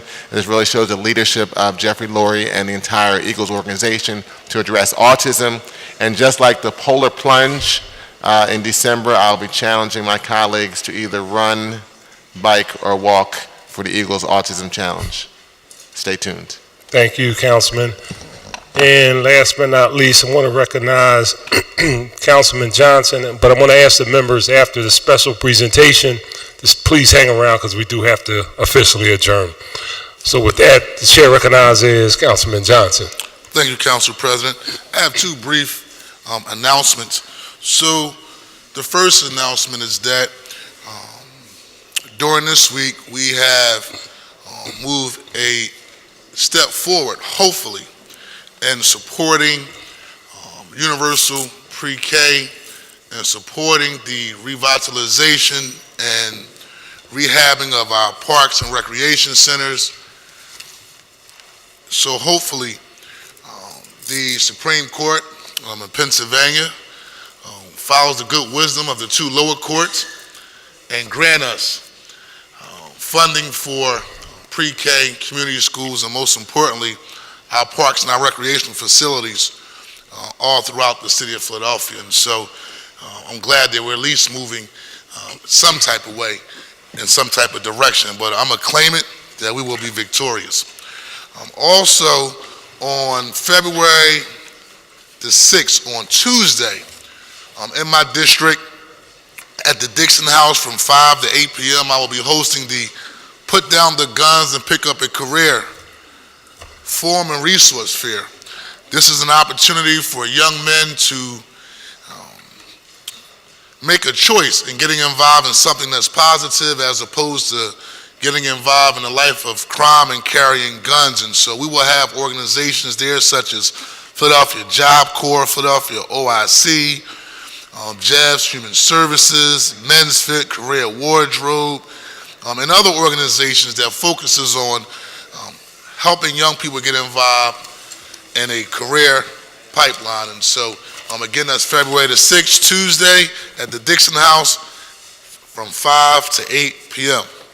And last, at the matter at hand, I want to first and foremost ask my colleagues to join me at the seat of the council podium for a photo op as we support our Eagles, and then we're going to ask for staff to join us as we do a pep rallying call and claim and support our Eagles, Philadelphia Eagles. We're going to do 2 takes of the song. Everybody has a script, and so I want to first and foremost thank American Airlines, a corrected script. I asked Councilman Curtis Jones, do you actually say fight, Eagles fight? Kurt says yes. When you go to the games, people are so loud that you don't actually hear them say the words clearly. Thank you, Councilman Jones. But nevertheless, we want to thank the Philadelphia Eagles for providing us with the hats. We want to thank American Airlines for providing us with the towels. And I want to thank the Council President for allowing his staff to help put this together so we can have a good time and cheer on our Philadelphia Eagles. Is that all right, y'all?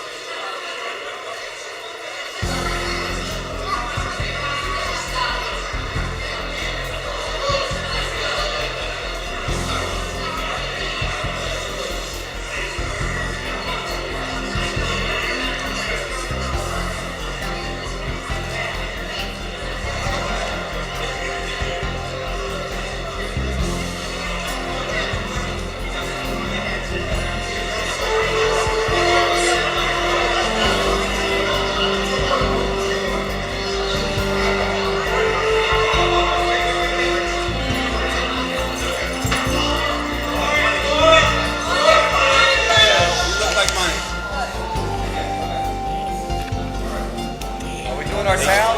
It's shaky.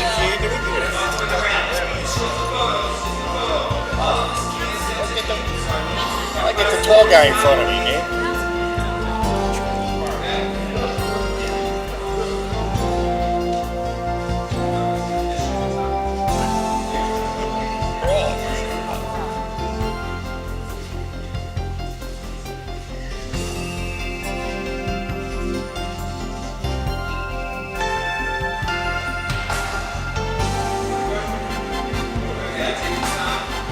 So staff, can you come behind?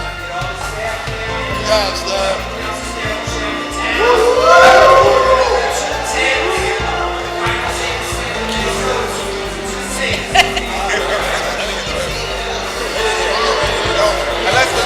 Let's do better than the state did. Never do better than the state did.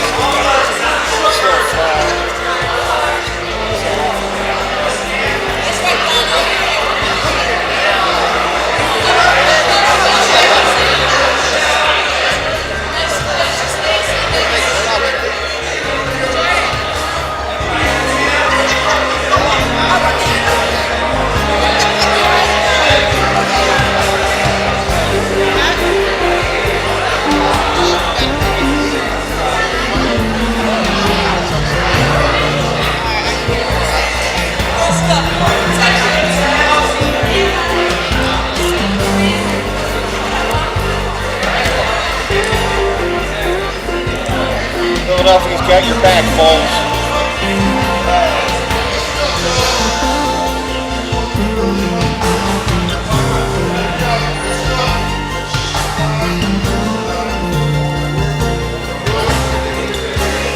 Somebody back with